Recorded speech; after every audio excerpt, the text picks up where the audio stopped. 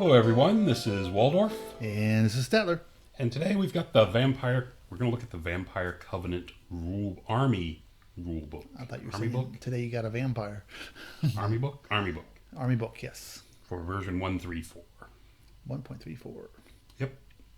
Alright. And they got a three-eared bat. A three-eared bat? No, they do, don't they? That's kind of weird. That's just the top of his head. Okay. And the moon. You know, it would make it look impressive if the bat was actually in the middle. It would kind of be like, oh wait, that's the Batman symbol. Okay. Oops, what was that? Army rules. It's a big blank. Somewhere it goes. There we go. Yeah. Army-wide rules. There we go. Starting with the first one, we have evoked. Some unit profiles contain an additional characteristic called evoked, which determines the number of wounds raised when you cast the evocation of spells scroll. Right. And the dead arise. Right. Nothing big. So basically from evocation, remember it has two different modes. If you got dead guys and you got regular guys. And the dead guys, you can raise more guys. Correct. Simple. Yes. Then we have Master of Undeath. One character in the Vampire Covenant army must be nominated to be the master. At the start of the game, the general is always the master. Okay. It's pretty funny how they say one character in the army must be nominated. Yes. But the general's always the master. Yes. Okay. Only a master of evil, Darth. That was the army-wide rules. Now we have the army special rules. Exactly. Ashes to ashes. This is the old crumble rule. You never take a leadership test. You just suffer a number of wounds equal to what it would take to pass that you lose by. Right, but it's also if your master gets killed. Oh, and then if your master gets killed, then of course the ashes to ashes rule is the one that makes you roll a leadership check versus every unit and take as many wounds as you fail the check by. Right, if you don't have vampiric, I think. Unless you have vampiric. Yeah. Correct. And you can use a character's leadership if it's in the unit to deal with that. But anyway, this is a rule that's kind of a holdover, and it's fine. I mean, because you grow stuff, you've got the ability to grow your army back. So yeah, no, I don't have a problem with the rule. It's more how leadership kind of works. I think is more the shortcoming from my perspective. Okay. Since it's tied to leadership and your character can offset that, and it's a die roll. Yeah. I prefer you couldn't, help it along. So if some units are more crumbly, would crumble more. Yeah, it's just raise the numbers a bit and then force. Yeah, for some things, other things, boom, they go away. Zombies are like twos. So yeah, raised units, go away real fast or something like that to balance them. Anyway, Gates of the Netherworld. Ooh, scary. As opposed to Gates of Netherland. Whenever the caster successfully casts Evocation of Souls, after resolving the effects of the spell, choose a friendly unit with an evoke value within 12 inches of the caster. The unit or a single character inside the unit raises one wound. No unit can get more than one wound per... more than twice. Twice for magic phase. Yep. Okay. Nice way to get spells back. Wounds back. It's great for characters. Except it is only based on the evocation of one spell. Yeah, it's great for characters. For units, you're already raising them other ways. I think it's a bit underwhelming. It is, but it also helps your monsters and that type of thing. Yeah. Keeps them fighting. It brings us to Awaken. Models with this rule are allowed to raise wounds above a unit's starting size up till twice, correct? Yes. Yes. Up to twice. Okay, and that's pretty much it. And we'll get to that, what units have that. Then we have the Whale of Woe. Whoa. Does that mean they're willing for you to stop? Like a horse? Whoa. They are. Whoa. Model parts with this special rule have a special shooting attack and special close combat attack delivered below. Detailed below. Detailed. English is my second language. Apparently so. Yeah. It's becoming more and more apparent. Yeah, my first language is bad English. So, as a special shooting attack, normally in the shooting phase, choose a target using the normal rules for shooting attacks. The attacks hits automatically and has the following profile: range 8, strength 4, multiple shots, D6 plus 2 magical attacks. This attack can be used even if the model marched previously in this player turn. Okay. Has a special close combat attack. Normally in the close combat phase, if used, the attack is made at the model part's initiative and replaces the model part's non-special attacks. Choose a single unit in base contact with the target. The unit suffers D3 plus 1 strength 4 hits with magical attacks. Okay, so it's nowhere near as good in combat as it is yelling at somebody ranged. It's not, no. Okay. And I don't know why it's an army special rule, but okay. Yeah, because I think just the Banshee has this. Yeah. Reaper. Any unit consisting of models with this rule ignore all terrain and units during the remaining moves phase. So this is one of these odd units that can actually move through other units. Yes. Have to abide, but must abide by the unit spacing rule on the completion of its turn. I wish let skirmishers do that. Move through other units? Yeah. No. Friendlies? Yeah, friendly units. Okay. Yeah. All right. Then this unit can also perform a sweeping attack. The enemy suffers one hit for each model with the Reaper special rule that moves through the target, and they use these hits reuse the model's strength, including weapons modifiers. Yeah. And special rules affecting close combat attacks, such as armor piercing and flaming attacks. So this is the old A thing, the sweeping attack. The sweeping attacks. But once again, it's only, I guess I can't remember if it's 1 or 2 units, but it's the foot and the mounted guys. I'm not sure. It doesn't seem to be an army rule to me, but okay. Vampiric X. Malcolm X came back as a vampire. He shows up heavy in his army. Undead, yes, he does. Undead units consisting entirely of models with this special rule may perform a march move as normal, even when outside the range of friendly models inspiring presence. The unit still must pass its leadership test in order to do so if it's within 8 inches of enemy units. At the end of each close combat phase, units with a special rule can make vampiric rolls. Roll a d6 for each vampiric character that caused at least 1 unsaved wound during the close combat phase, and on the roll of 6, and roll 1d6 if 1 or more vampiric rank and file models cause at least 1 unsaved wound during this close combat phase. A vampiric roll is successful if the d6 score X plus, where X is a number stated in the brackets. A roll of 1 on the vampiric roll is always a failure, and a 6 is always success. Models with this vampiric with towering presence special rule suffer -2 modifier from their vampiric rolls. A character that makes a successful vampiric roll recovers 1 unit wound. A successful vampiric roll for rank and file models raises 1 wound to the unit. So basically, we have a. I missed that. Can you repeat it? Yeah, no. You have a. The units that are vampiric have a value, and in close combat, if they can roll that during close combat, they get a wound back. Vampiric 5, and if you roll a 5, you get a wound back. Yeah. Yep. Okay, the Necromantic Aura. All friendly units within 6 inches of 1 or more models of this special rule reduce the number of wounds caused by ashes to ashes and unstable by 1. Models with the Necromantic Aura cannot benefit from Necromantic Aura themselves. I like how I got the little short one. Yeah. Anyway. Okay. Yeah, why do I get the ones written by the lawyers? This just means you crumble 1 less. Yeah, exactly. If you're within the range. Yes. The Dead Arise, 0 to 1 choice per army, because you never want one of these. Bound spell, power level 4, range 12, ground, duration, instant. Okay. Summon a unit from the ones with the Awaken X special rule of the caster, chosen before casting, with as many wounds as given by the evoke characteristic of the unit. The unit must be placed with at least 1 model at the target point, and all models within range.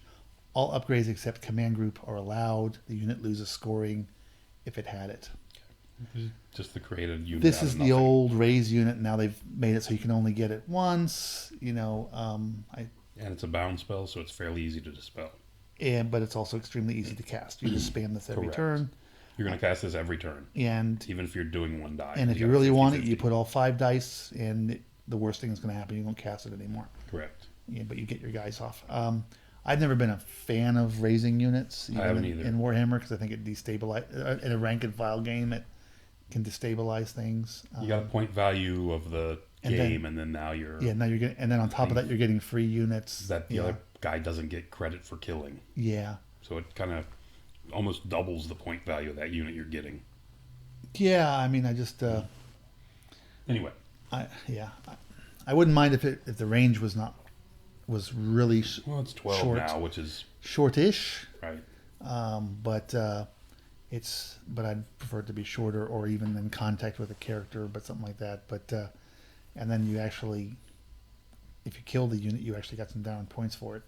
Yeah, I guess they don't want to do the paperwork of keeping track of it, but you can determine an average value. Correct.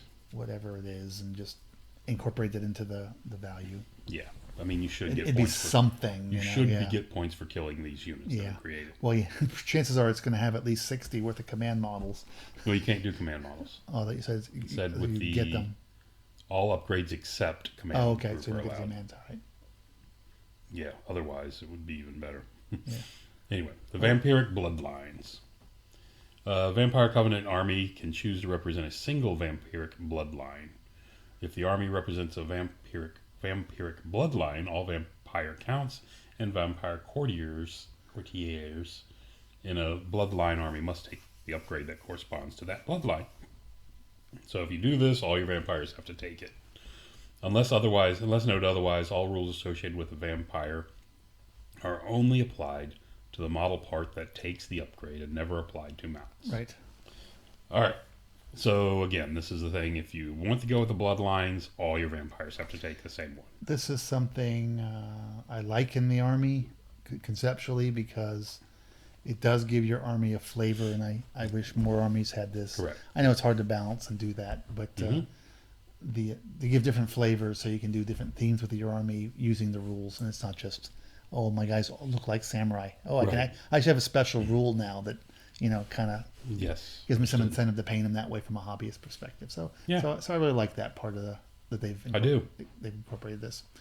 Okay, ancient blood power. Bloodline vampire counts can take the ancient blood power of a bloodline instead of taking a blood power. All ancient blood powers are 0-1 per army. Okay. Which is telling you can only take it once. Right. And then we have the blood ties. Certain unit entries in this army book have blood ties to units have a blood tie to the vampiric powers. Right. Which is kind of also, like you were just talking about, it's kind of a neat thing. If you have the vampire with the bloodline, then that unit can take the upgrade that's associated with that. Right. As it ends it, and that's I like that too. Back to more theming your army. Correct. So army, because we've talked. I don't know if we've talked about it here, but we've always liked the idea of, especially like even in the orcs and we've always talked about it as the orcs and goblins, but it applies to everything else.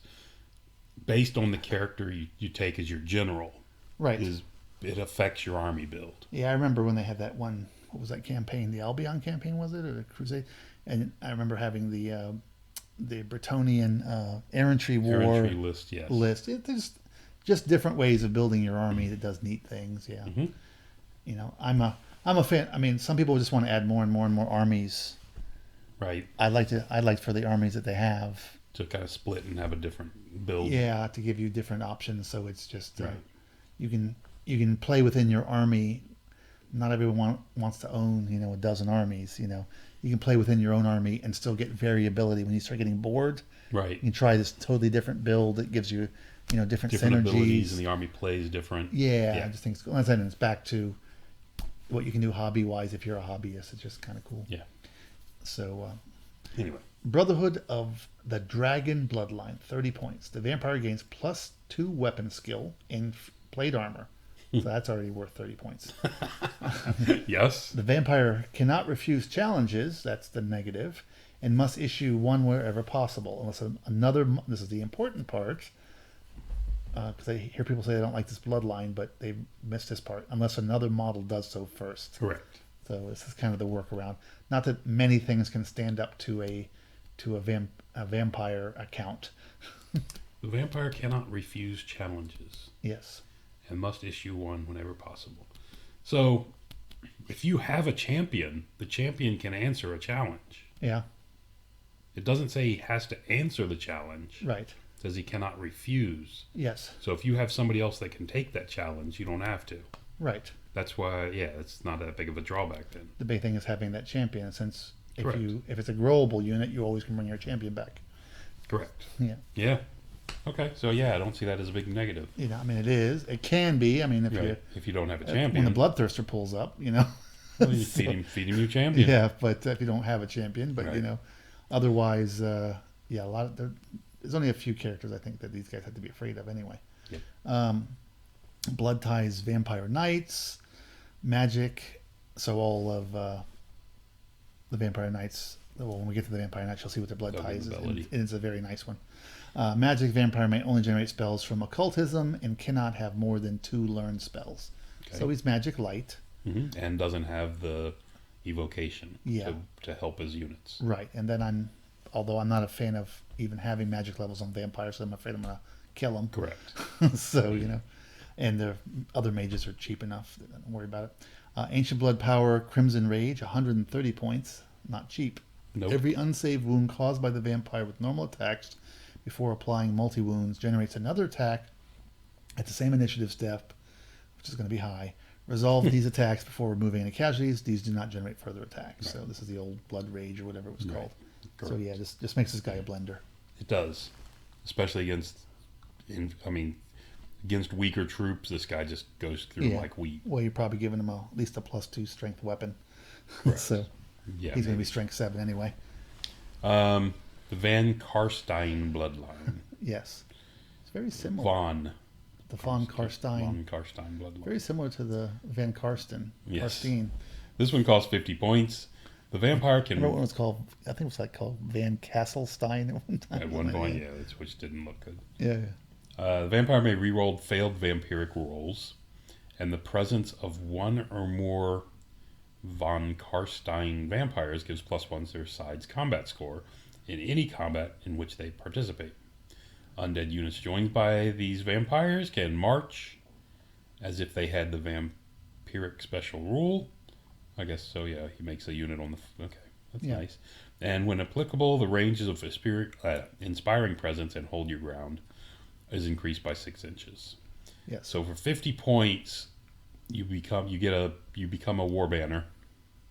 You get +1 to your combat score. And re-roll your failed vampiric rolls. Yeah. I like them both. Good. And +6 inches if it's your general. Yeah. Or BSB. I haven't seen a lot of vampire BSBs. I typically see the other guys, the BSB, but if a unit takes a BSB. Right. This one has ties to the Dark Coach. He can only generate spells from occultism or evocation. Evocation, that's good. And he has the ancient blood power of the Stormcaller for 120 points. All units within 12 inches of the vampire gain hard target. 120 points for -1 to be shot at. That's pricey. And most units you don't care if they're getting shot at. Yeah, because you're either growing back back. If you're knights, then you've got anyway. Still probably go in the back. Yeah. Yeah, no, I mean, I like the Van Karstein. This adds more maneuver to the army. Yep. So that's a nice thing. I don't like the Ancient Blood Power, and I'm not a Dark Coach fan when we get to that. Yeah, I don't know that's what I'm going to pay. For the 50-point Bloodline, I'm fine. Yeah. I'm just not... I don't think I would pay the 120 for the Ancient. Yeah. Brings us to the Lamia Bloodline. The vampire suffers -1 attack and gains lightning reflexes. So 1 less attack but +1 to hit. But +1 to hit. If the vampire is not wearing any armor, neither mundane nor magical, excluding mounts protection and innate defense, it gains distracting. Okay. So -1 to hit in combat. Challenges issued by the vampire have to be accepted if possible. Any model fighting in a challenge against the vampire has to take a leadership test with an additional -1 leadership modifier. So you're already probably causing fear, and now you're -2. So you're -2. If the test is failed, the enemy model must re-roll successful to hit rolls for the duration of the combat round. Okay. Challenges issued by the vampire have to be accepted if possible. So that's it's only one way, so it's double-edged. I mean, we know somebody who likes this particular bloodline. Yeah, I'm okay with it, actually. It's okay. It's more defensive. Yep. Until we get later. Then the blood ties to the core of the dam, which is a nice piece you don't see very often, but I kind of like it. Magic, the vampire may only generate spells from witchcraft, or evocation. Ancient blood power, commandment, 60 points, a lot cheaper than the other ones.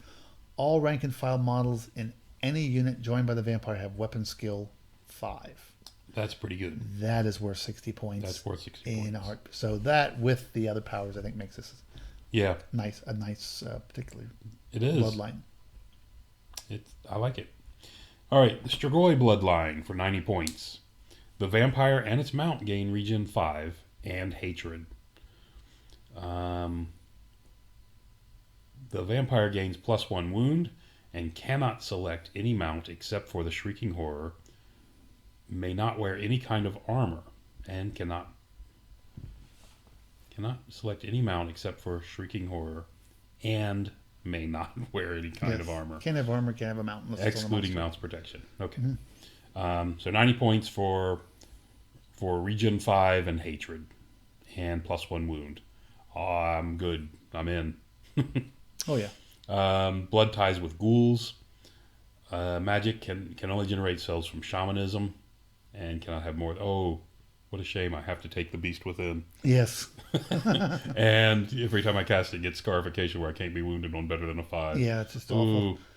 That's a hard limit. I don't like that. Ancient blood power, bestial bulk for another 90 points. Models on foot only. The vampire gains T6, Regen 4, but cannot wield magic weapons. The vampire changes its troop type to monstrous infantry, and its base to 40 by 40. As long as the vampire is joined to a unit of ghasts, the unit gains scoring. I actually like the bestial bulk, as you've probably noticed if you watch the channel. Yes. I ran the bestial bulk guy. I like him a lot. Should we give him my guy back? I'm never giving him back. He's captured. Oh, okay. I've proven in videos he's been filmed with my army. I don't know how you can claim it's yours. Because he doesn't match any of your basing. Okay, fine. I'll bring him back. More paint job. I'll bring him back. Anyway, for Strigoi Bloodline, I like this a lot. Yeah, I like the Strigoi Bloodline. I just found an old Strigoi model when I was in St. Louis a couple of weeks ago. We just bought it. Old character model. Yeah, okay. Yeah, the big one. Yep. Nosferatu Bloodline. Best of all, it's free. The vampires suffer -1 attack. Ooh. -2 weapon skill. May not wear any armor. Ooh. Neither mundane nor magical. Excluding mounts protection and innate defense. May not wield a mundane weapon. And gains... May not wield a mundane weapon. Yes. What is that? I guess you have to have a magic weapon. Get a great weapon? Yeah, I guess not. Okay. Or a hand weapon. And gains awakened zombie skeletons and gates of the netherworld. The vampire must buy a wizard apprentice or wizard master, knows an additional learned spell, and always knows a trait spell of evocation in addition to its other spells. Okay. Blood ties to wraiths, so they get the bonus. I don't remember what that is. We'll have to look. Magic, the vampire may only generate spells from evocation, occultism, or cosmetology. All right. He's got to look good. Looking good. It's good looking vampire. Exactly. Ancient blood power, blood magic, 150 points. Not cheap. The magic always counts as having used 1 less magic dice when suffering a miscast. Immediately after rolling a magic flux in the player turn, the player may reroll 1 of the magic flux dice. If used, the model with this power suffers a wound with no saves of any kind allowed at the end of the magic phase. Ooh. So 150 points for that. I don't like this particular bloodline. I mean, they're trying to make a magic guy who's not, in my opinion, that magic-y. At least how magic currently stands. So you seem to be given, and usually the vampires are your hitters, and you don't want this guy fighting. I mean, he's got toughness 5, I guess, but that's all he's got. So yeah, and I don't like 150 points for that ability. Yeah, that Villy's costing too high for taking wounds for it. Yeah, I mean, you don't... I mean, you're probably getting your wounds back with your if you take evocation. Yeah. But... Well, it only helps you if you're doing the 5 spell so you don't go off into the warp. Right? Well, no, I'm thinking of the other one, re-rolling the number of dice in the flux. Yeah. I think that's really good. It is. But suffering a wound for it at 150 points is too much for that ability. Yeah, I in my opinion. I think it's crap. Sorry. Yeah, not a fan of not a fan of the Bloodline, and okay. I definitely do not like the ability. All right, that brings us to the Blood Powers. So these you can take if you're... Vampire Counts and Courtiers may purchase a unique upgrade called a Vampire Blood Power in an army without a Bloodline. All blood powers are 0 to 1. It says called an independent army.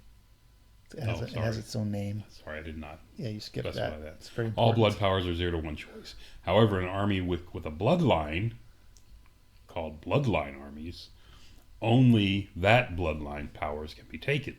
So if you take a bloodline, you can only take the blood powers from that bloodline. Right. Though these powers can be duplicated within the army. Yes. Okay. So, what do we got for these? So the first one we have is the Independent or Brotherhood of the Dragon. Okay. So, Eternal Duelist. I almost said External Duelist. 50 points. He only fights outside? He only fights outside.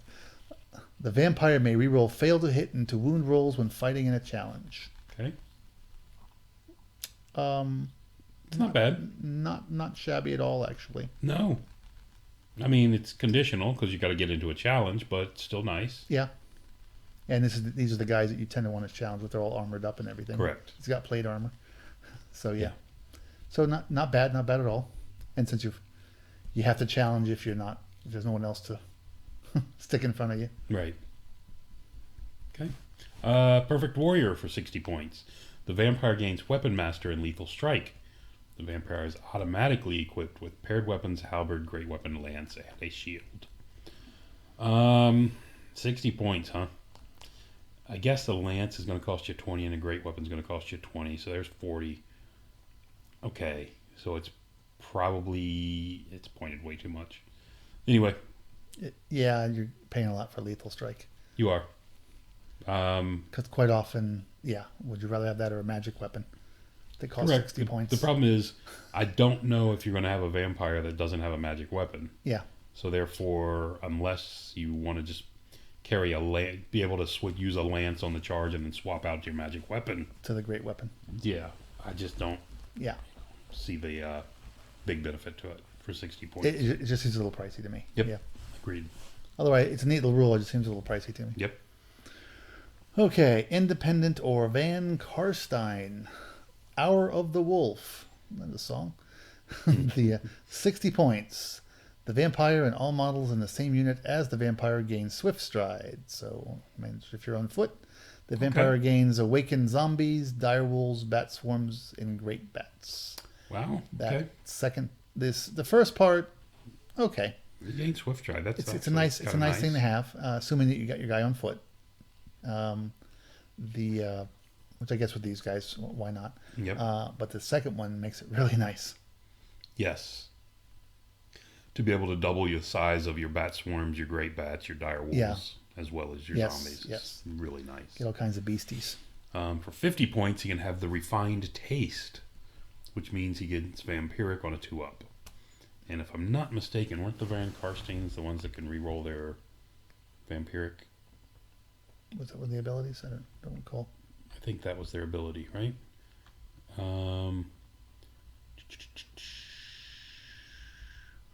Vancarstein, maybe not. Yeah, I remember that.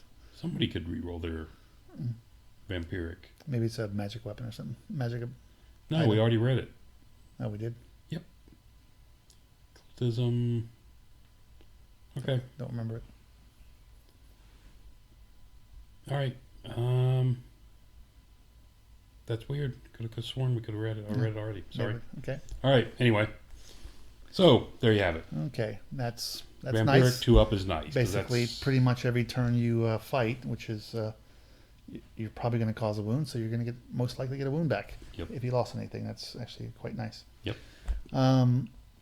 I think the regular rule's a 3, isn't it? We'll check when we get to it. No, the regular rule starts out at a 6. For vampires. Isn't it higher for vampires? I don't think so. Okay, we'll see when we get to it then.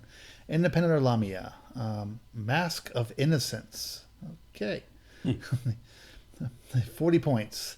Enemy units in base contact with one or more vampires with this power suffer -1 leadership. Does that make you -3 to that check on these guys? I would think so. Oof. The question is... Yeah, okay. Yeah, I would think so, yes. For Mesmerize for 40 points. It's limited, but it's kind of a... -1 leadership's a big deal, especially... It is, but you're basically saying -2 leadership. Because you've got fear in this. Yes. Right. And what was... Sorry, let me back up again. What was the Lamia power? That was also the might, but it was only on one character, so... Oh, the leadership check. You have to make the leadership check an additional -1. Yeah, okay. Yeah. Okay. All right. So yeah, I like that. So that makes your leadership bubble, leadership bomb type of army. Yeah. You also have the Mesmerizing Gaze for 30 points.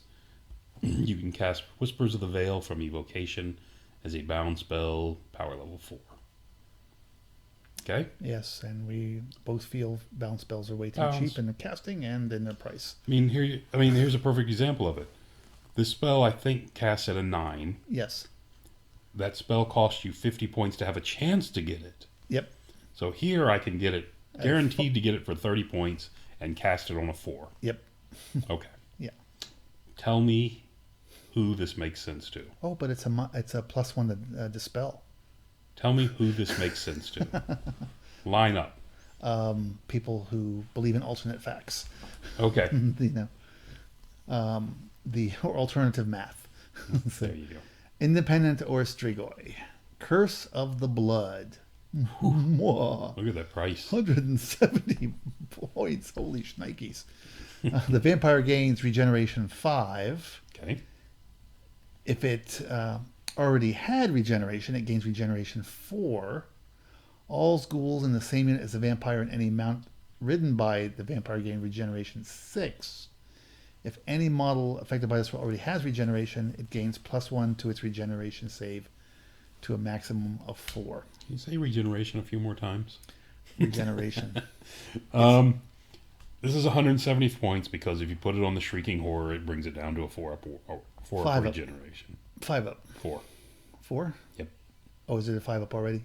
It's it gets a 4. It has a 6 base. Right. Putting the Strigoi guy on it makes it a 5. Giving him this ability brings it down to a 4. Oh, does he gain the Strigoi ability up here? Oh, that's right. This one, his mount gains a 5. That, yes. Right. So they've pointed it to make that monster more resilient. Correct. But it's 170 points. Yeah, that's just craziness. It's crazy points. Okay, so your other guys, get regeneration 6, big deal. So I guess it's helpful it's way too many points. For the big ghoul guys, the monstrous guys, make some 4s instead of 5s. I guess that's the other thing. What? 5s instead of 4s instead of 5s, yeah. What do you mean? Is it just what he's writing? All ghouls? All ghouls, not ghast. Oh, just ghouls, yeah. So ghouls get regeneration 6. That's it. Yeah. If it applied to gas, I might understand the points. Yeah, it's just way too many points for what it is. Far too expensive, yeah. Right. I guess you're building it where you're stacking it with the regeneration save generator. What's the model later on that gives you regen for your army in a certain range? Yeah. You're using it to stack with that. But again, it has 170 points. It's just too much. Yeah, it's too much because, let's say, they're pointing it for one possible use. Right. But the other use is just correct. If it was pointed twice, where it was pointed something /170 if you're on a Towering Presence, if you're on a Shrieking Horror, then it makes more sense. But especially I can pay 50 and get regen 4. Correct. Or 90 I can get regen 4 for yourself. For myself. Right. Correct. And this is you're paying 170 to get regen +1 for yourself up to a maximum of 4. Yeah. Because you probably already have 5, so you're paying 170 points to increase it by 1. By 1, and if you're attached to a unit, you're giving a whole bunch of guys 6, which is not really. Luck save. Yeah. For 110 points, you can take Ghoul Lord. The vampire and his mount gain poison attacks. I'm sorry, what was that name? Ghoul Lord. Ghoul Lord. Yeah. It's kind of like Gollum. Yeah. Vampire and Dismount gain poison attacks and armor piercing 1. All ghouls in the same unit as the vampire gain armor piercing 1. Here's another example of an overcosted ability. Yes. Because you can gain armor piercing 1 from a 45.55. What is that banner now? 90 or something? Something like that. Anyway. This is more limited. It's like... It's 100. So, like I said, earlier I said I like the Strigoi and the abilities. Not these. The blood powers are both overpriced for what they do. They're terrible for the price for what they do. Absolutely. So, anyway. I mean, not just... They are substantially overpriced. I like their blood. I like both their bloodlines. I just don't like their blood powers. The blood powers are not good.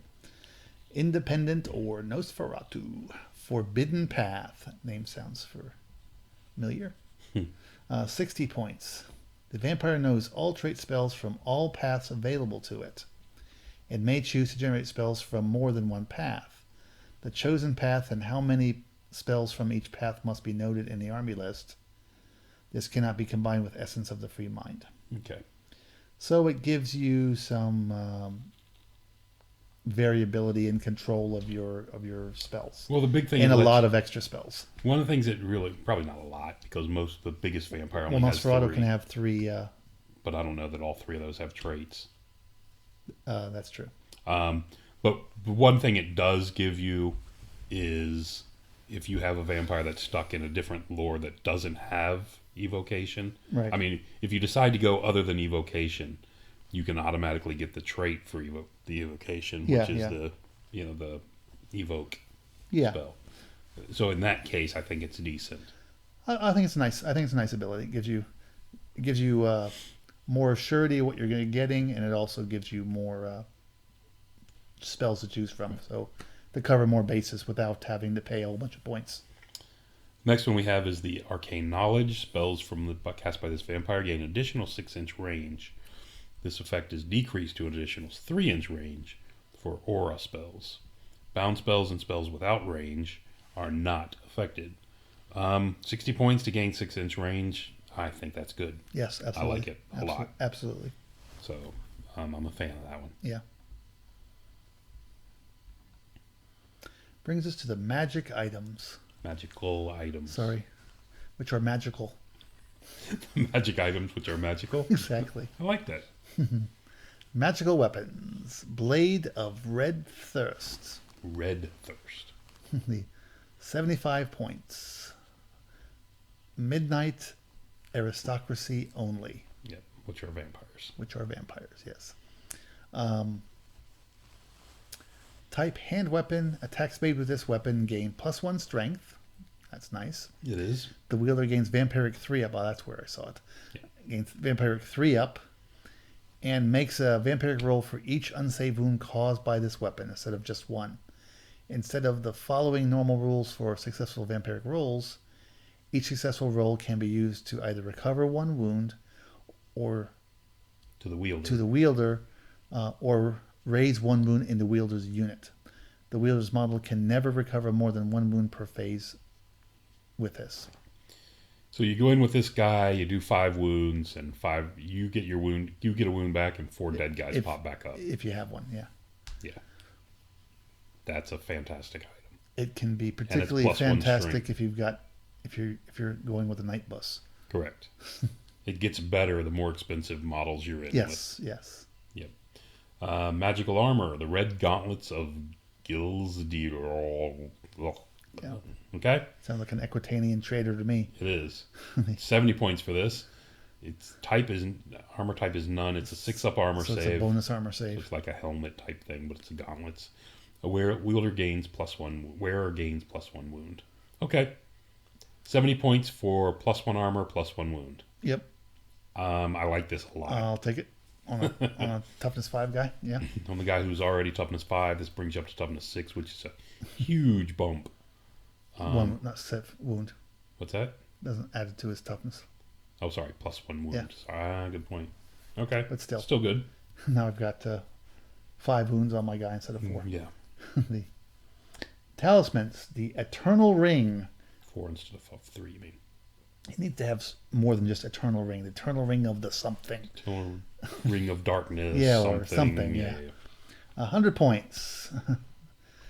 Midnight Autocracy only. The wearer has ward save 2+ against the first wound suffered after armor saves. It's okay.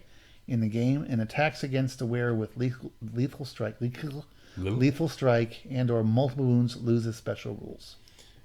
I like this, but it's hard I to like put this, 100 but point. I can't pay 100 points for it. Yeah, I like it. I think it's worth 100 points for what it does.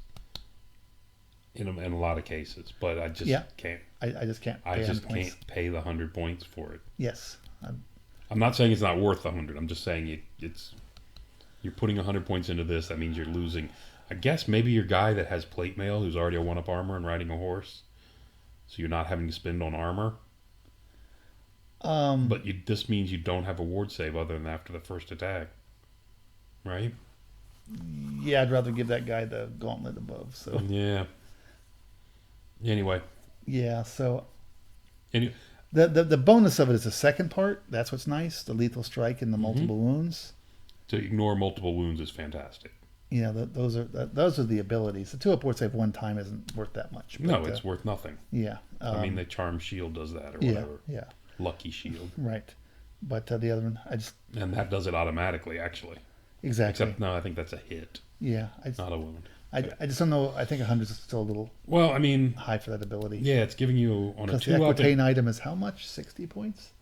Well, this one's giving you on a 2-up. It's giving you the same thing this one does. As far as the, +1 wound.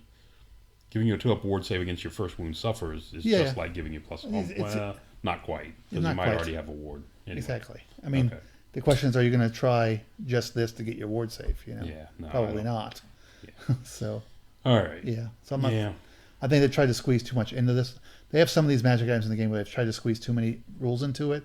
And they stack and they end up pricing them out of correct use. Because you're paying for everything even though you're probably not going to use everything. Right.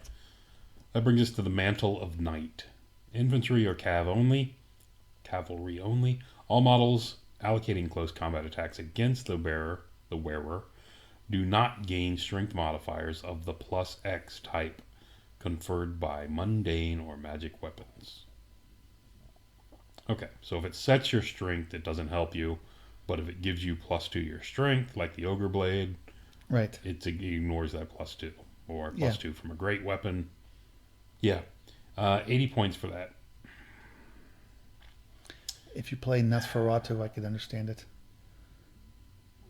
Yeah, maybe. Or even if you play those Lamia ones, you don't want to take any armor. If you're going defensive. Yeah, I guess. Okay.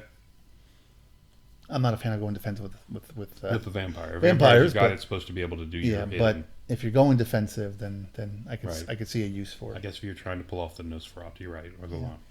Yeah. Enchanted Items, Tullius Teeth. Okay. 100 points again. The bearer gains distracting. All infantry and cavalry rank and file models in the bearer's unit gain parry. So you're almost giving your entire units distracting in most cases. Well, it's parry. Right? It's not really distracting. Well, parry's the hit on 4-up. Yes. Which for most people are hitting your crappy unit on 3-ups. It goes to 4. If you're crappy. Yeah. The key is you have to put your guy in a crappy unit so you get the benefit of it. Right. And decide to not give that crappy unit hand weapon and shield. Well, I mean, I'm thinking if you put it in a unit with Cav, you put it in a night bus. In the like the elf stuff that hits you is only hitting you on 3s instead of 2s.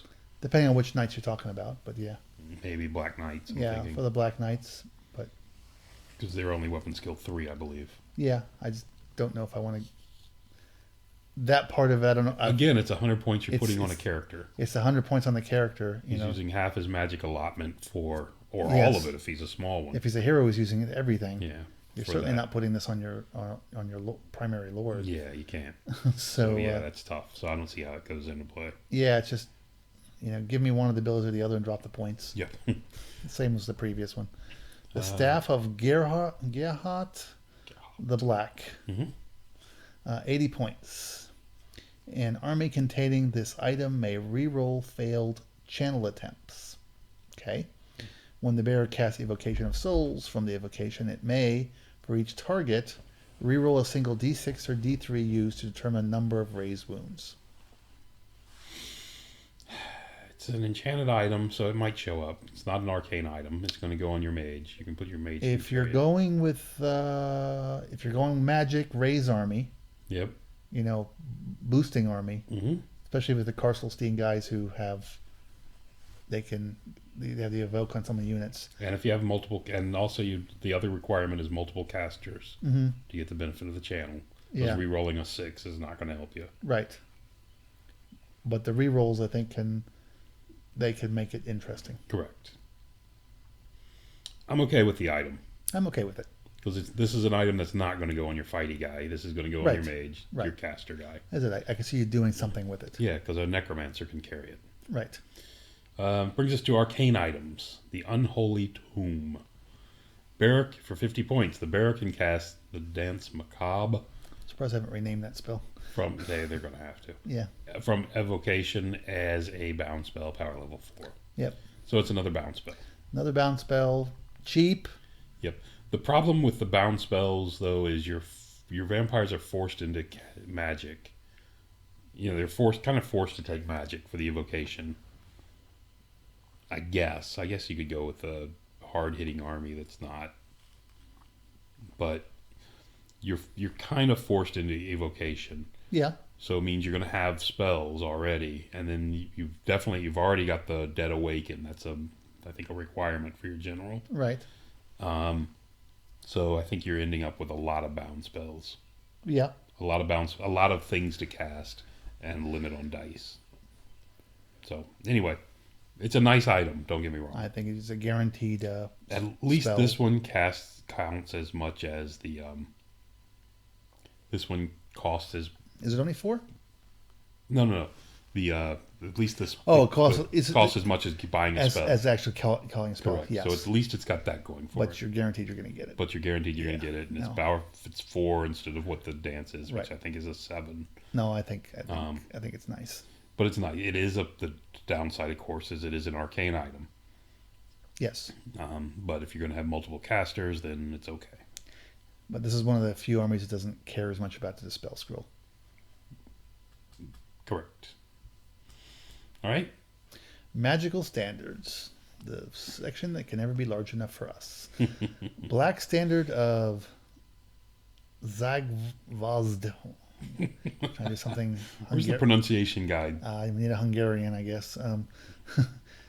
Ich bin nicht ein Hungarisch. The black 80 points. The bearer unit gains a ward save 4 up against shooting attacks. The bear's unit, sorry. The bear's unit gains 4 up ward save against shooting attacks. Very nice. Great item. Love this. Not cheap, but a 4 up ward save against shooting attacks is all shooting very attacks. Nice. Yes. Catapults, bows, magic missiles. Yes, magic missiles. Are they shooting attacks? Don't know. Isn't any attack that's not a close combat? No, anything that's not a close combat is a ranged. Ranged attack. Yes, that's right. So magic doesn't apply. All right, the Banner of the Barrows Kings. Too many S's. Yeah. The Barrow Kings. I'm dropping the S. Barrow Knights and Barrow Guard in the Bear's unit gain +1 to hit modifier in close combat. This seems very similar. This is a required item if you're taking Barrow Guard or Barrow Knights. Yes. To me. They might as well just make it an upgrade for the unit. Correct. I mean, yes, they should. When you have units like this, they're so tailored to a specific unit, and you would not. There's only 2 units in the army list that can take this. Just assign it to the unit. I mean, that's a good point. That's a good point. Don't waste a magic slot for that. Good point. Yeah. Overall, the magic items are some stuff that's just way too expensive, just because you're trying to grab so many things. They're all useful, but almost all of them are priced out. Some are priced out, but there's a lot of nice ones in here. Yeah, I mean, I'm looking at the 2 talismans and the teeth. Yeah, these 3 are all kind of out. Right. To me, almost immediately. Yeah, the weapon, the armor, The these two are really good. and the 2 standards Yeah. are definitely thumbs up. The arcane item, maybe. Just depends on what you're trying to do with your army. The magic standard depends. I mean, this is built for the vampire knights. Yeah, for any of the knight units. Well, because if you got a black knights, you're going to be taking the Barrow King's banner over this, I believe, in my opinion. So If you have black knights, maybe. Yeah. you know what I'm saying? Sorry, the Barrow Knights. With one of your units, yes. If you have multiple units, then you can take Yeah. one of each. But I'm just saying, if you Yeah. have a single unit of Barrow Knights, they're going to have this one, Yeah. in my opinion. And if you want to risk a battle standard, you still can do it too. Oh, that's true. You can Yeah. double them up. Yep. All right. Army organization. So 40% character, so Yep. average for character points. Minimal core, 20. Under for core, so they must think this is an elite army, because that was the rationale I heard before. For doing the minus core. Yeah. The no special limit, which is the same. The suffering, only 20%, and swift death, only 30%. So they really want you to work in special. They do. But as you'll see, most of the stuff is there. Yeah. It works. Army list. The Midnight Aristocracy. Characters 40%. This is your vampire. His vampire count, or vampire courtier, for 350 or 170. Yes. Stat line: movement 6, weapon skill 7, ballistic skill 5, without a shooting Yes. piece in the entire game. Strength 5, tough 5, 3 wounds, 7 initiative, 5 attacks, 9 leadership, and evoke 1. I forgot vampires have +1 attack. Yes. They don't have the +1 wound. Yeah. But they have +1 attack. The hero level loses a weapon skill. Ooh, this is devastating. A ballistic skill. Yeah. Toughness, which hurts. Toughness is big. It loses a point of initiative and an attack and a leadership. Yeah. The toughness is the biggest loss there. But you're paying 180 points for that upgrade. Yep. That's a huge difference. It is. Anyway, they're all undead. They all get vampiric 6. Mm-hmm. They all get fear. They can all awaken zombies, which means you can raise the zombies up to double. Double the size. 350 points for the count, 170 for the courtier. That's such a huge difference. I keep going back to that. It is. I mean, you get two of those hero levels for the same for cheaper than the guy. Yeah. If you're the hero, you can be a BSB. If you're the courtier, if you are the general, you must take the Dead Arise. It's funny because earlier it said you can take it. Yeah. Now it says you must. You can become a wizard apprentice for free. So why not just put it in the...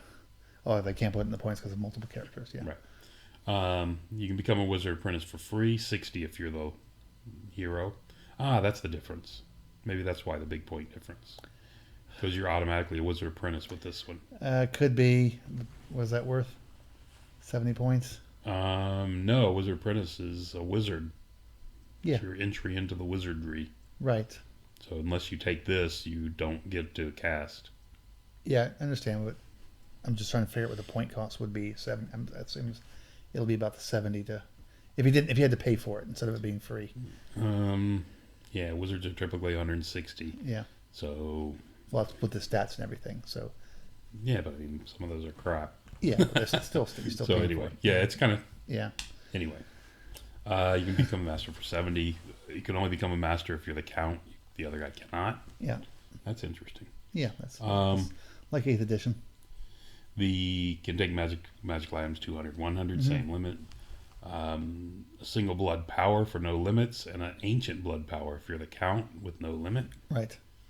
Only, of course, only if you're in a bloodline army. Yes.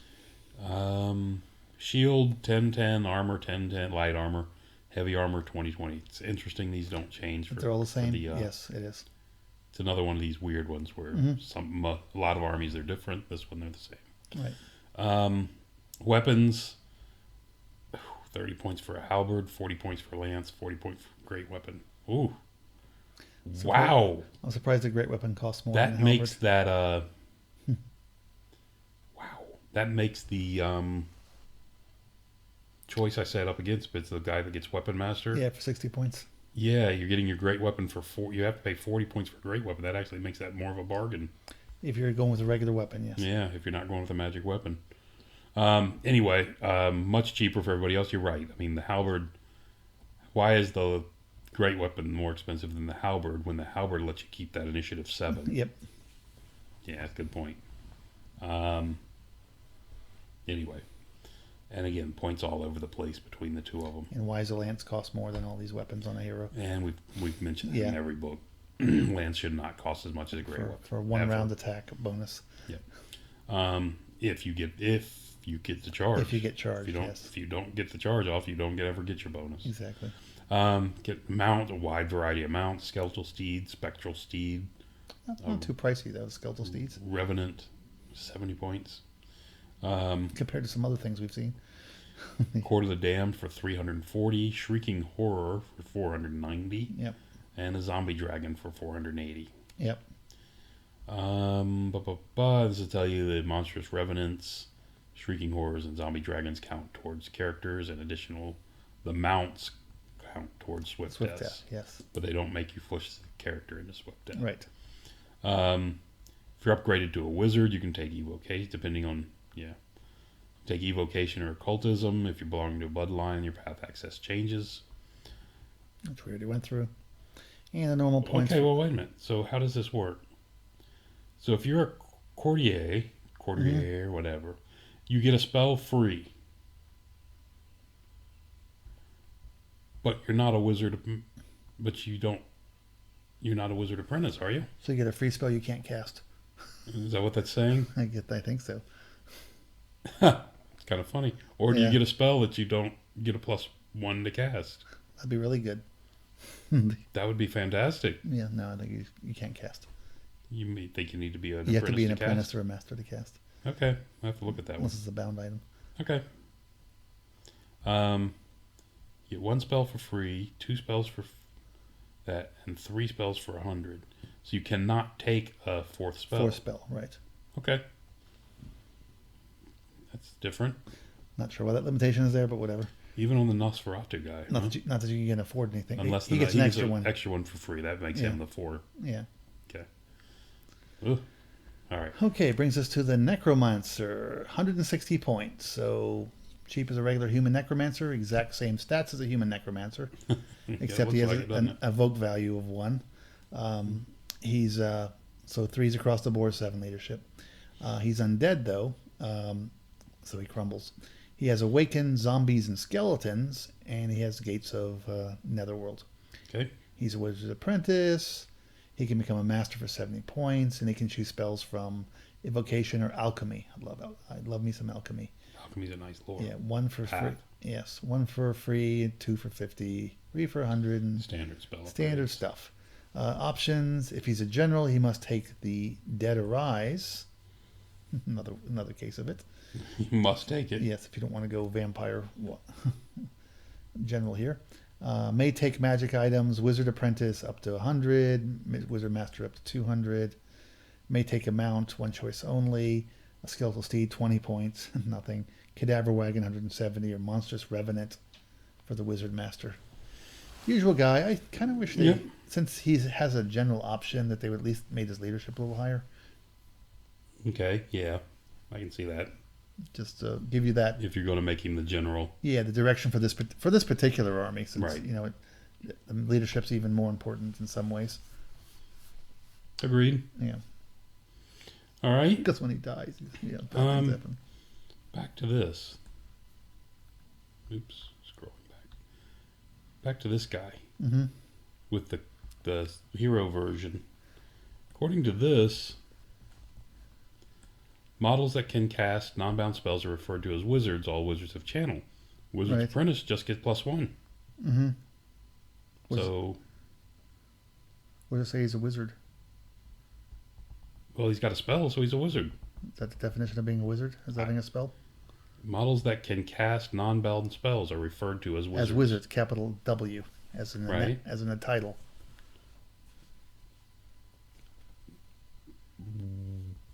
I don't know. What are you saying? I'm saying he has to have the word wizards in his profile somewhere. This guy doesn't, does he? Yes, wizard apprentice. Magic. Capital W. I think that's the way. Okay. Yeah. Fine. I'm looking for loopholes. I won't argue that it could be clearer, but okay. All right, I'm with you. All right, that's derailment. All right, so that comes to a Barrow King for 160 points, same price as this guy. He has movement 4, weapon skill 5, strength 4, T5. Ooh, like that guy.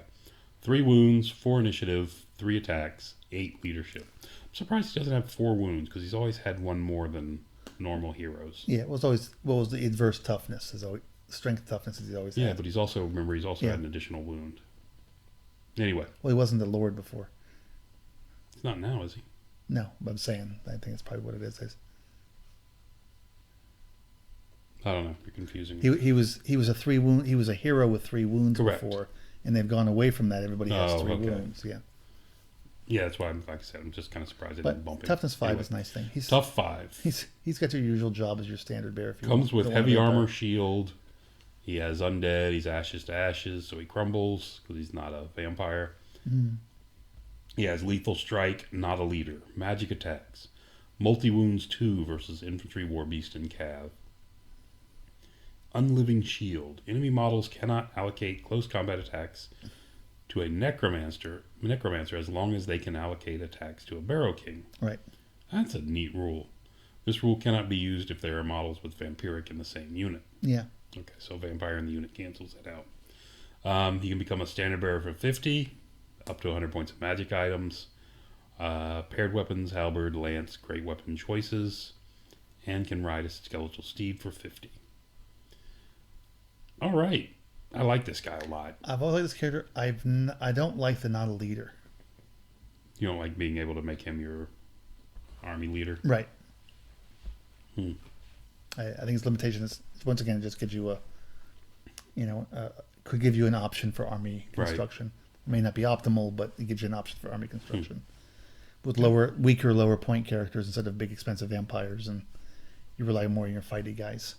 So, I like this guy though. I've always liked him, especially on the horse with armor. A T5 hero on a horse with armor is really good. Yeah. Even though mine's on foot, but whatever. And he does multi wounds. Yeah. To certain things. Yeah, no, I always liked them. Okay. Brings us to the Fell Wraith. 140 points. Single model. This unit counts towards character and the suffering. You can only have up to 3 in the army. Okay, there's 2 different types. Yeah, the suffering is what I'm doing right now. 2 types. You have the Fell Wraith and you have the Banshee. So movement 6, weapon skill 4, strength 3, toughness 3, 3 wounds, initiative 2 is really slow, 3 attacks, 5 leadership, evoke value 1 for the Wraith. So he's the fighty guy. Then you have the Banshee. Movement 6, weapon skill 3, strength 3, toughness 3. 3 wounds, initiative 3, slightly human speed, 1 attack, leadership 5, and evoke value of 1. Both have undead and ashes to ashes. They are ethereal. They cause terror, which there's not a lot of in the game. That's nice. They have Reaper, which is that they can walk through guys and attack them. And they have not a leader. The Fell Wraith, if you go with that, doesn't cost any additional points. He gets armor piercing 6, so that's nice for strength 5. And then can take a magical weapon up to 100 points. May take a great weapon up to 20 points, or may ride a skeletal steed with light troops. Do you lose your AP6 if you take a magic weapon? I don't think so. It's a special rule. That's sort of battle thing. It gives you 6 attacks. It's looking attractive on that guy. Yeah, no. That's 6 strength 4 AP6 attacks. Yeah, that would be. He'd be a guy, somebody to take that, wouldn't he? Okay. Anyway. Then for 80 points, you get the Wailing Woe, which is that shooting attack. Which you become a Banshee. Yeah. Yeah, Banshee. I like the Fell Wraith. So you're 220 for a Banshee. I do not like the Banshees. The Wail of Woe is so short range. Yes. It's not that great in combat. It's D3 plus 1, I think, in combat. Right. Which is not that great. And the Banshee only has 3 wounds, so. And it's not AP. Her Wail is not an AP6. So yeah. Yeah, I'm not a big fan of the Banshee. Yeah, I think they will. They nerfed them pretty well. Nerfed the Banshee too much. Character mounts. The Skeletal Steed is a normal horse, movement 8. It's got initiative 2, though. Actually, it's a little bit and better. Weapon skill 2. It's an Equitane horse. How's that? It's a movement 8 with mounts protection 5. Ah, there you go. It's barded, yeah. Yeah. It's better than barding. It is ethereal, too. Yeah, got 3 up board save. Wow. They're paying 60 points for this thing? Yeah. Or sorry, 70. Yeah, depends on which top model you're talking about. For the Lord's paying 70 for this thing. And it's really good. Yes. Because it ignores terrain. Yes. Movement 8. That's actually all nice. Anyway. Skeletal Steed. I like him. I like him a lot. Yeah, I think he's very good. It should be more like Spectral Steed, but that's a whole other thing. And then Spectral Steed should have a different name. Because he's a ghost. He's not a skeleton with the ethereal rule. Oh, okay. Yeah. You're right. Okay, then we have the Spectral Steed, which is basically the Skeletal Steed, but it can fly. So... Okay. So exact same stats. Mounts protection 6 though. Undead also ethereal and flies 8. Okay.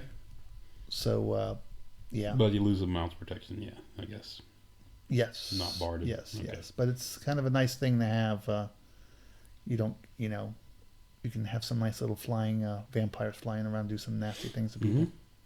Brings us to the Cadaver Wagon, which is a wagon, strength 4, tough 4, wounds 4. It's a wagon. It has Shambling Horde. Yes.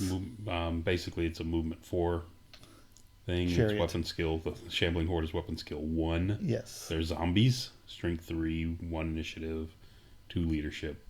Their attacks are 2d6 for the model. It's mounts protection 5.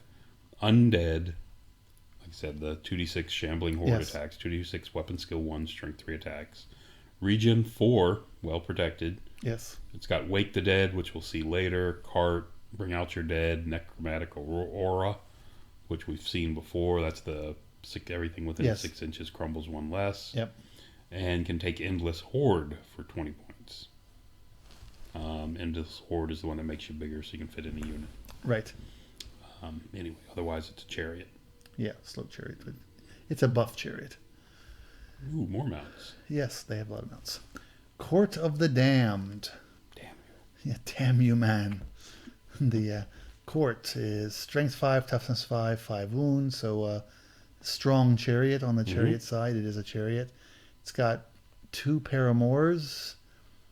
Weapon skill 5, ballistic skill 5, strength 5, initiative 6, 2 attacks, 7 leadership, and ghost steed. So 4 strength 5 attacks. Yes. Okay. Movement 8, weapon skill 2, strength 3, initiative 2, and asterisk. I forget how many is it? 2d6 attacks. I don't remember how. Yeah, 2d6. Ghost steeds. Yeah, strength 3 attacks. And it's a chariot. It's got innate defense 5. It's undead. It's vampiric 6. It causes fear. We were talking about the random attacks. It's ethereal. The ghost deeds are, so you just can move through things. Right.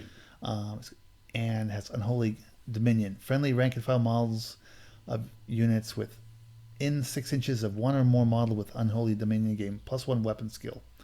Enemy units within 6 inches of one or more models with unholy dominion suffer -2 initiative up to a minimum of 1. Oh, I like that. If you take Lamia, you get a 4 up board save, which you would definitely take. You can buy a 4 up board save for it. Because it really doesn't have that good of a save other than it's got a 5. It's relying on its 5 up. Got a 5 up armor. Yes, 5 up armor, and it's a 5 up toughness too. But of course, you're putting a character in it, so you're going to bring more armor that way. Yes, you are. And probably a better and maybe ward save. a ward save or something. Yeah, and in this case, you're going to bring So I think it's if you want to go in this direction, it's a nice mount.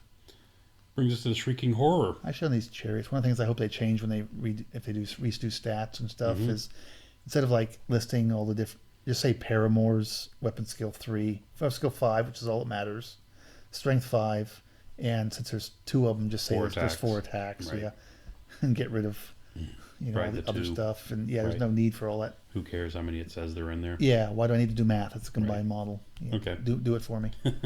Do my math. Do my math. Do my math. I'm stupid. Do my math. Shrieking Horror. 0 to 1 as mounts per army in the army.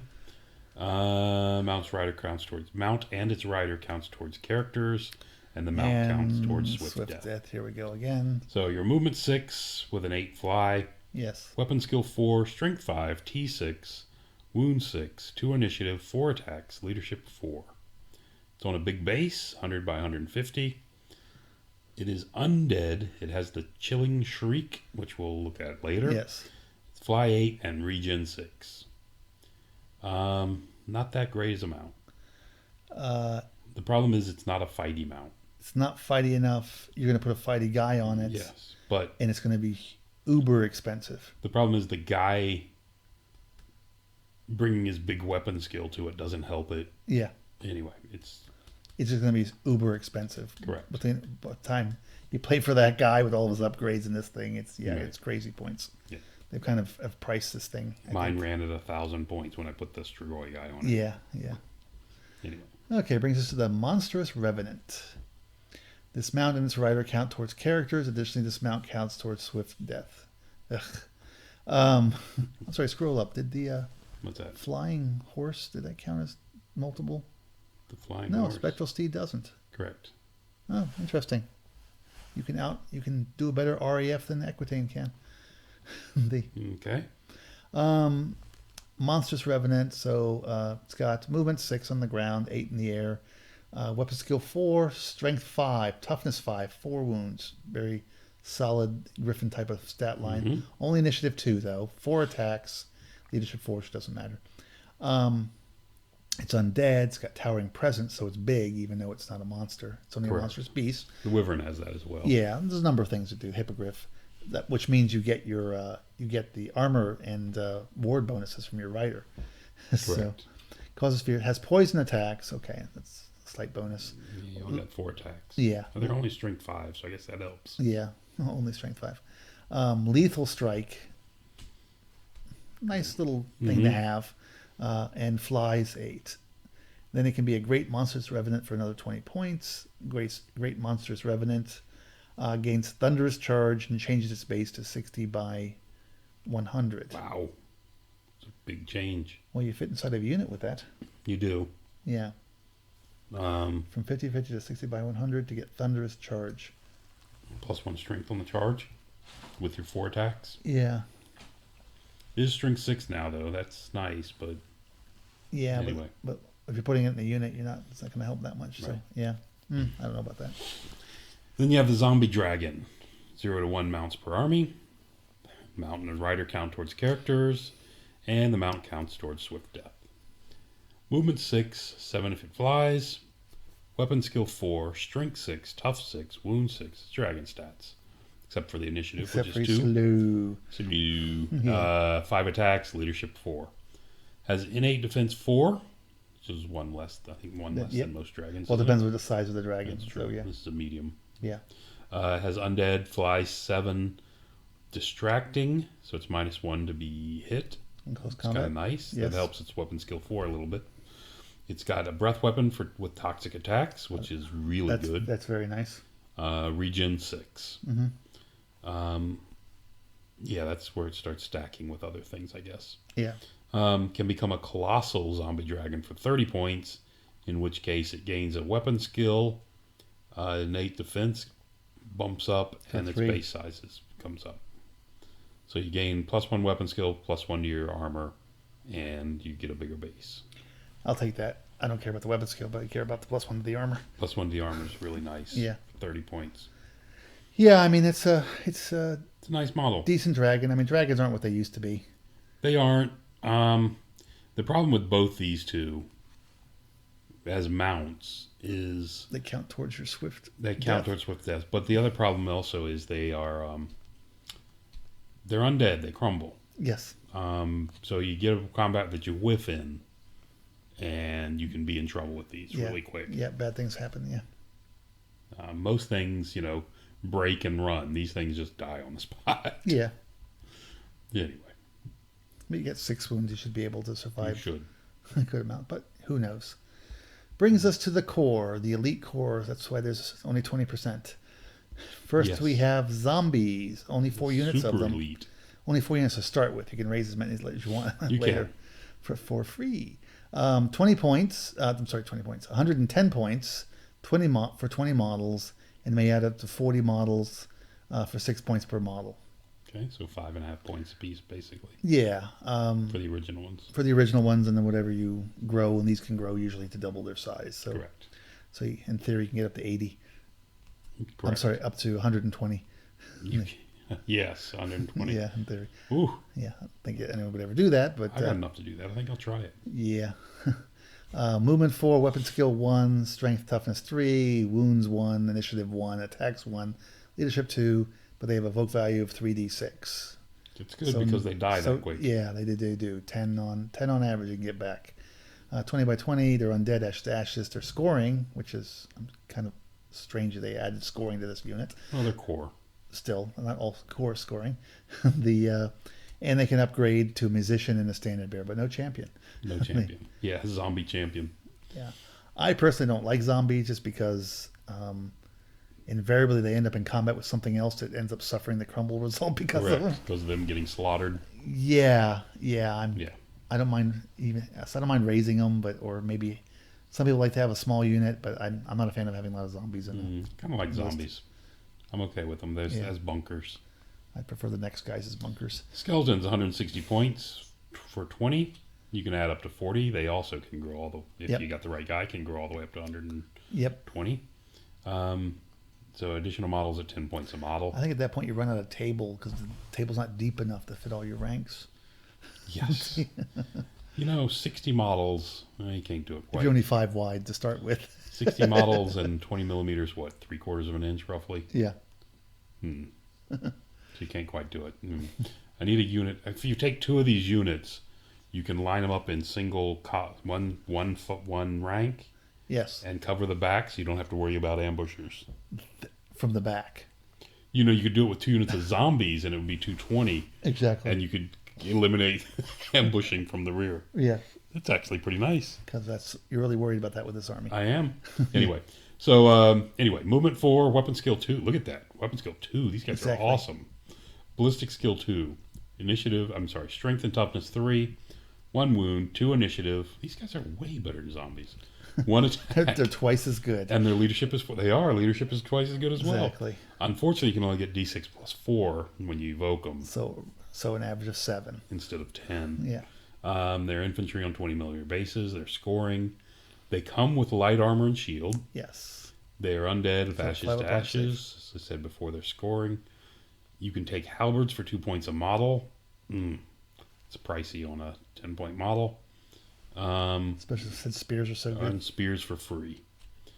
You can do the standard upgrades, champion, musician, standard bearer for 20 apiece. And a veteran standard bearer can be in this army unit. This is one of these armies that I'm not a fan of the veteran standard bearer, but Correct. I love skeletons. They're just good. They are. They come with light armor and shield. 20 models. They cost 50 points more than these guys, but your 20 models are getting light armor and shield. Exactly. So much better survivability. And you can go with parry, or you can go with some extra attacks and. If you go with spear, yep. Anti-ability. So yeah. No, they are much better. I like, as a core unit. I like skeletons. Yep. Ghouls. Now moving on to going the opposite direction. Ghouls, 130 for 10 models. Okay. So almost twice as much. May add up to 30 models for 18 points per model, so they can't get as big. There's only 4. You're limited to 4 units because they're so powerful. Movement 4, weapon skill 3, strength 3, toughness 4, 1 wound, initiative 4, so they're quick-ish. 2 attacks, leadership 6, d6 plus 4 also for raising. They're undead, ashes to ashes. They do get poison attacks, right, and they're scoring also.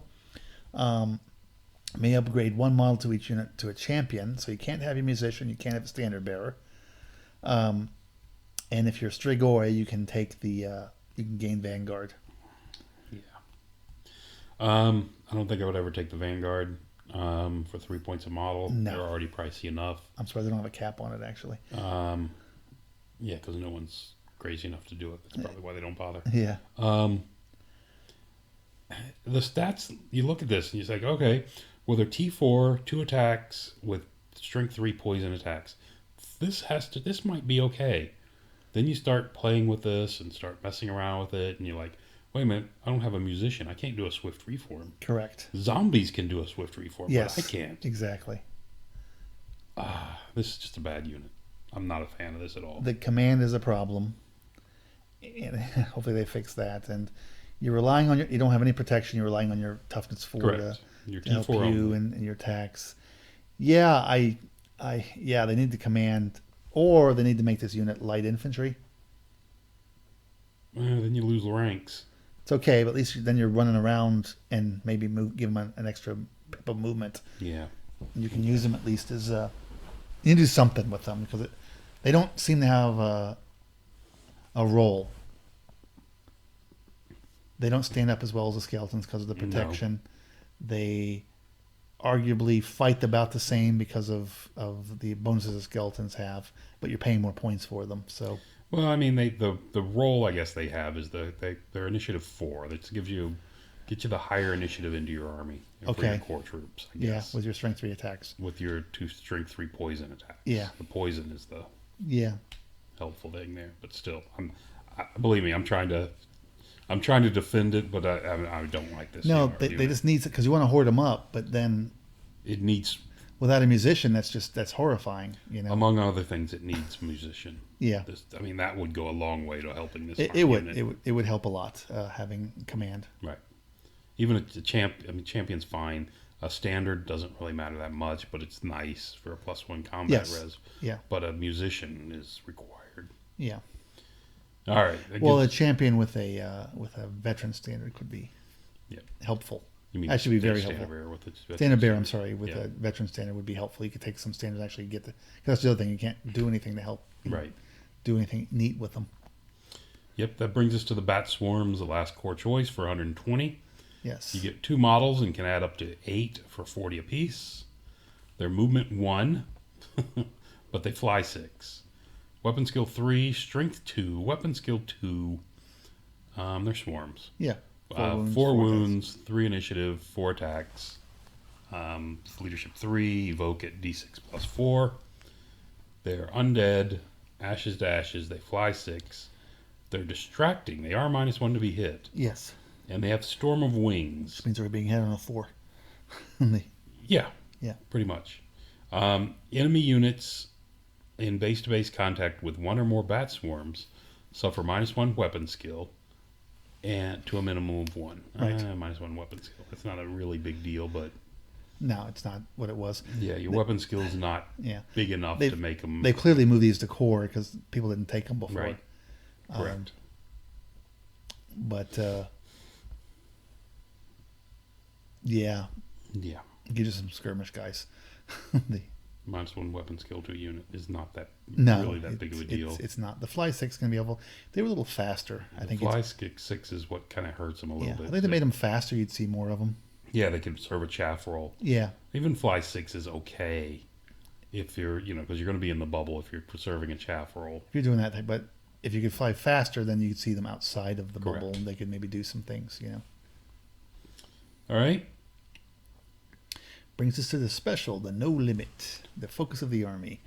First, we have Dire Wolves, 80 points for 5 models, and they can have up to 10 models for 12 points per model. Only 5 units in the army. However, if you take 8 or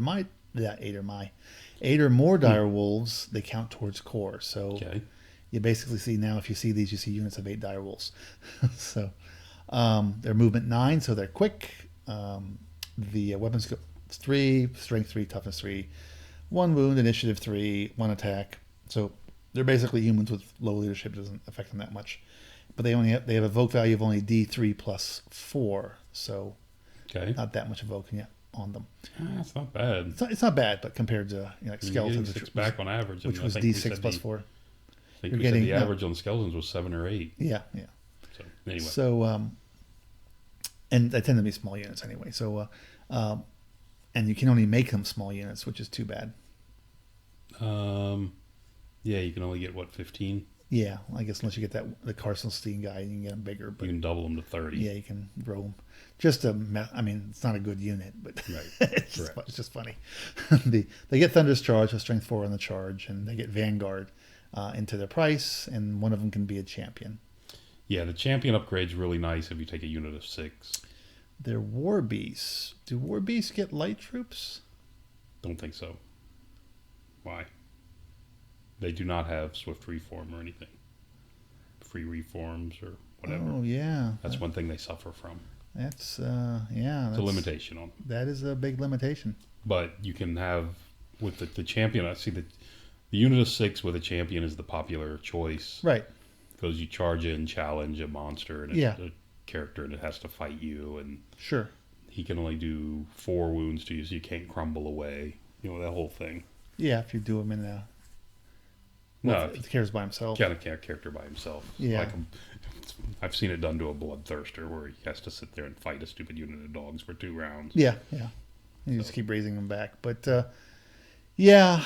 Anyway. These suffer, I think, from a lot of the fast cav and these options suffer when they moved them to special. Correct. So there are other things in the list that you may want to take instead of these guys. At least taking 8 brings them back down to core. Yeah, at least taking the bigger. It kind of makes them a little unwieldy because you don't have without the swift reform. That's why I was thinking it's like, ooh. Right. So, yeah, can't do swift reform. Yeah, right. That can make it a little. They're quick. They're quick when they're in the bubble, but they get out of the bubble. That 9 gets kind of slow. So yeah, for a bigger unit. Brings us to Barrow Guard for 190. 15 models and can add an extra 25 for 23 points apiece. Movement 4. 21 points apiece. 21. Can't read. It's getting dark. Anyway, movement 4. Weapon skill 3. Strength 4. Tough 4. 1 wound. 3 initiative. Wow, these guys are faster than I thought. Attack 1 and 7 leadership. They evoke at D3 plus 4. Infantry on 20mm bases. Yes. They come with heavy armor. They're undead. Ashes to ashes.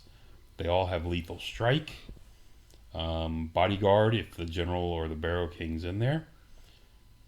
Multiple wounds 2 versus infantry, war beast, and cav. Magic attacks and their scoring. Yes.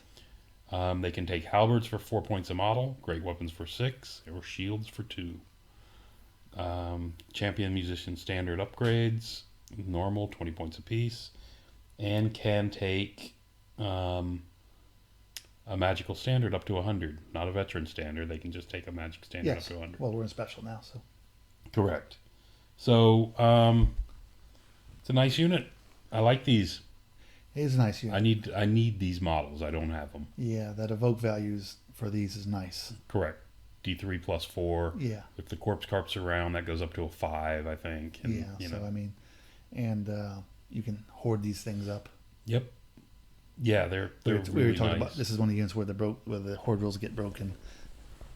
Yes. All right. They are a nice unit. If you're going on foot. Brings us to Barrow Knights, 180 points for 5 models. You can add an additional 7 models, so a total of 12 total, for 50 points for each additional model. So up to 4 units in the army. The riders, same as before, weapon skill 3, strength 4, toughness 4, 1 wound, initiative 3, 1 attack, and 7 leadership. He's got the skeletal steed, which is the same as before, with movement 8 basically, and 1 strength 3 attack, and he's ethereal. He's got an evoke value of D3 plus 2. Okay. So you're going to get at least 3 guys back, which is... You're averaging 4. Yeah, which is pretty good really for good. a cavalry model. Yeah, really good for a cavalry model. Mounts protection 5, heavy armor shield. So they're 2 up armor save guys that you can bring back. They have a rider with a lance. So now they're strength 6 on the charge. They're undead, ashes to ashes. They get lethal strike still. Multiple wounds 2 against infantry, war beast, and cavalry.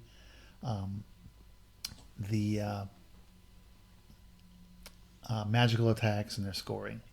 The skeletal steeds have magic attacks also, and they're ethereal. They get upgrades of a champion, a musician, a standard bearer, and a magic standard. So you can put on the banner of the barrows. Yes. Or the other one that makes you a 4-up ward.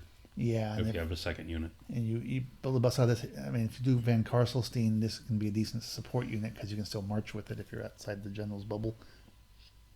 If there's a vampire in there. Yeah. Correct. That's what I'm saying. Yeah. Well, to me, this unit is for escorting a vampire of some sort. Is. You know. Yeah, vampire with that sword that brings dead guys back. You know, either that or could be that. I mean, you might have multiple units of these. I could see somebody building a cavalry army. Yes, since easy. You know you can do all mounted guys just to help with your speed limitation, and especially if you take either the Blood Dragon guys or the Vancarsen. The Vancarsen helps you move your guys around, be more maneuverable. Right. The Blood Dragon just means you fight better. So yeah, it's a solid. Yeah, unit. These are nice units. Yeah, I like them a lot. I mean, they ignore terrain as far as dangerous terrain goes. And that's really good. And it's like it matches up to most heavy cavalry from a stat and wise. they're strength 4, tough 4 with the 2-up armor, so they grind really well. They grind better than a lot of other people. They do. And you grow them back, so they do grind better than most people. They suffer from a weapon skill 3, you would think immediately, but if they do have that banner, they're still hitting you on 3s. Yes. For the most part. Right. Anyway, I like this a lot. Brings us to the Ghasts, another unit I like. I'm aghast. 3 units for 200. Can add up to 7 more for 90 apiece. You can only have 5 units, 5 in your army, though. Yeah. 5 units of 10. Yeah. That'd be pretty awesome. Everything is awesome. Everything is awesome. Their movement 6, weapon skill 3. They're only strength 4, but they're toughness 5. Yeah. They have 3 wounds each. Slow initiative at 2. 3 attacks. Leadership 5. They evoke at only D3. So that's really small. Yes. They have undead, ashes to ashes, poison attacks, regen 5, and fear. The only upgrades they can take is a champion to 20. 5 to 20. These guys are fantastic. I like them a lot. Especially it's a really big hanker. If you take them with shamanism. Take them with shamanism where you bump their strength to 5, or if you're really desperate to toughness to 6. Yep. This is again, I like this unit a lot. I'm a big fan of this unit. It's a very nice unit. One of my favorite units as far as infantry in this game. Yeah. Brings us to the Great Bats. Great Bats, Batman. 80 points for 2 models, so 40 points each. Can add an additional 7 for 24 points for models. The usual weak flying stuff. Discount for larger units. Up to 4 units. Movement is 1. The 8 if it's flying. So you don't want those armies that can stop flying, can mess your day up. Yes. Weapon skills only 3, strength 3, toughness 3, 2 wounds, initiative 3, 2 attacks, 3 leadership, D3 plus 4 evoke value though if you can get within range. Get within range, they evoke quick. Yeah, good. They evoke pretty well. Considering you probably only have 4 wounds in the unit. Yeah, quite possibly. You might go with 3 just to give yourself a cushion. Not too expensive for the additional guys. Undead Ash to Ashes, Fly 8, and they are skirmishers. So it's a good chaff unit, really good chaff unit. It's a good chaff unit because it can. The trick with it is because of the undead rule of it can't march outside the bubble. You end up using it as a. I see people try to use them as like flanking units and stuff, and it just takes them forever to get anywhere. But if you can use them in your battle line to fly over things, they seem to do the job better than bat swarms, and they're cheaper. Correct. So this is back to the point, why do you take certain things? Why are the bat swarms? Except the fact that they're core, maybe. Core that you're trying to use up, but you're probably buying skeletons anyway. Yep. So that brings us to the Cadaver Wagon. Yes. For 220 points. It is a chariot, single model chariot, strength 4, tough 4, 4 wounds. It evokes 1. It has a Cadaver Master on it with weapon skill 3, strength 3, 1 attack. It has the Shambling Horde rule, which gives you 2d6 more, strength 3, weapon skill 1 attacks. Yes. It has mounts protection 5. So in this case, they actually tell you the 2d6 before you had to read a special rule at the bottom. Correct. With an asterisk. Okay. Understood. Yeah.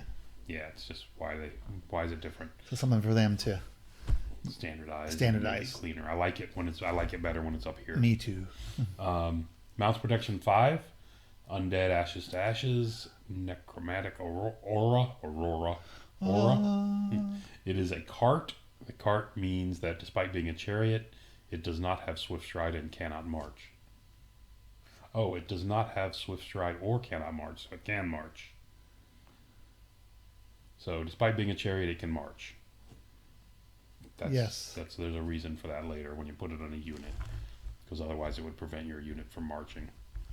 Has Wake the Dead, which whatever spell from evocation. Also, I'm confused here. What's wrong? So being a chariot, the cadaver does not have swift stride or cannot march. It loses cannot march. Yeah, there we go. Yes. So it can march. Yes, it can march, but it doesn't have swift stride, which Yes. chariots have. Yes. Correct. Okay. Has Wake the Dead. Friendly wizard within 12 inches from cast a spell. Yeah.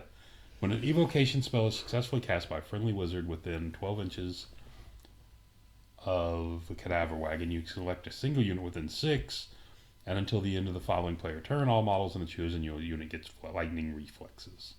This is really nice ability. It's fantastic. It has Bring Out Your Dead. In this case, especially since you tend to have a lot of low weapon skill guys. Correct. This basically covers up the weakness of the army. It does. It has Bring Out Your Dead. Friendly units targeted by Evocation of Souls cast by a wizard that is within 6 inches of the cadaver wagon. This upgrade increases their evoked characteristics based on the height of the model. So standard height gets +2 guys get raised. Large get +1. So now you're getting 6 plus a d6 for those nice infantry guys we were talking about. And it doesn't affect at all vampires or ethereal. Yeah. Back to here, it gets regen 4, so it's a 5-up armor with a regen 4. Yes. 2d6 random attacks we talked about. It can go to Endless Horde, which just means it gains war platform, but can only join zombies. Right. And when it's joined to zombies, it can issue and accept challenges if it was a champion. 20 points is almost a given that you're going to use it so you can join a unit of zombies and hide out there. Absolutely. Because you don't really want it running around on its own. Yeah. But anyway. I mean, it's okay on its own, not like any other war wagon. Yeah, it can march, which is a good thing. Yeah, So it's much better in a big group of zombies that you can grow. You just grow them around you. Correct. It's a really nice piece. I like it a lot. It is a really nice piece. I'm not a fan from a balance perspective of the lightning reflexes, but I think that's, to me, that's supposed to be one of the weaknesses of this army. Is a lot of the guys are supposed to be so they're slow and they're easy to hit, so you kind of, and they don't hit you very much. So right. But now my spearmen are hitting on 3s. Correct. Your zombies are hitting on 4s. Yes. And your gas are hitting on 3s. Yeah. So I think that might be a little too much just for this particular army, but it's a nice piece. It is. It's really good the way it's built. The Court of the Damned, 310 points. So we get another buff wagon. Only 2 of these in the army. Okay. Because you may want to have more. Was there a limit on? Forgot that. Sorry, there was no. There is no limit. No, you can have up to like 50% of your army could be corpse carts. Okay. That could be interesting. Yeah, it could be. Maybe. It's Chariot Army. Court of the Damned, 310 point single model. Floating Court, Strength 5, Toughness 5, 5 wounds, 3 paramours, 2 attacks each, Strength 5, Weapon Skill 5, Initiative 6. Basically vampire lights. Yep. And the ghost deeds, there's the asterisk again. Which is 2d6 strength 3 attacks. Yeah, you're right. It's back. It's rather spotty. No, it's an asterisk. And 8 defense 5, so 5 up armor save, towering presence, so it was big. Yeah. Unholy Dominion. All rank and file models of units within 6 inches of 1 or more models with Unholy Dominion gain +1 weapon skill. So we take one of these, we take the corpse cart, so I can get my weapon skill up. I might be hitting on 2 some people. Good point. Yeah. Enemy units within 6 inches of 1 or more models with Unholy Dominion suffer -2 initiative. That's just so big. -2 is so big. If you can get close enough to a minimum of 1. Yep. Alpha means that you're actually hitting before it's a lot of the, a lot of average troops, with crappy guys, unless you have zombies. It's undead. It's got Vampiric 6, which means it gets a chance to get a wound back. Causes fear. Fear is always a wonderful thing. Fear is scary. We talked about that in Ethereal. We talked about that. And if you got Lamia, you get the ward save 4 up. Right. So I think if you take Lamia, you definitely take one of these. Correct. I've liked this model because it's a pretty resilient chariot as it is. Strength 5 with a 5 up armor. T5 with a 5 up armor. Yeah. And it gets to go wherever the heck it wants. Right. And it's not cheap, but it's not super expensive either. That's only, 155 old points? Yeah, 310 is pricey for it. Yeah. But the benefit of it, the -2 initiative is pretty awesome. -2 initiative is nice because it's fast enough to get around. And this thing, and it's vampiric. Forgot to mention that. Yes. Which means it can march. It can march. Is it a chariot? It's a chariot. It can't march. Can't march. Yeah. So. Never mind. Yeah. So, it brings us to the Altar of Undeath for 400 points. Its ability is an altar. Yes. Strength 5, tough 5. Only 2 of them. It's only 2 of them. Is of chariot, strength 5, tough 5, wound 5, same as above. Has evoke value. It does have an evoke value of 1. It's got a master on it with 1 strength 3 attack. Ooh, baby. It's got a Deathly Choir, which has 3 attacks. Strength 3. At weapon skill 3, strength 3. Initiative 3. Initiative 3. It has scary. Ghost Steeds with 2d6 attacks. Yes. Now the number's back again. It's back again. It also asterisk. Anyway, has an 8 defense 5, towering presence. It causes terror. Terror. It has regeneration 4 out of the box. Very resilient. It has the Aura of Undeath, which means at the beginning of each friendly player turn, choose one of the following attacks for both effects. For both effects, X is equal to the current turn number. The abilities are all enemy units within 12 suffer D6 hits with strength X. Is the turn number. Which is a turn number. So turn 1 it's 1, turn 6 it's 6. Yep.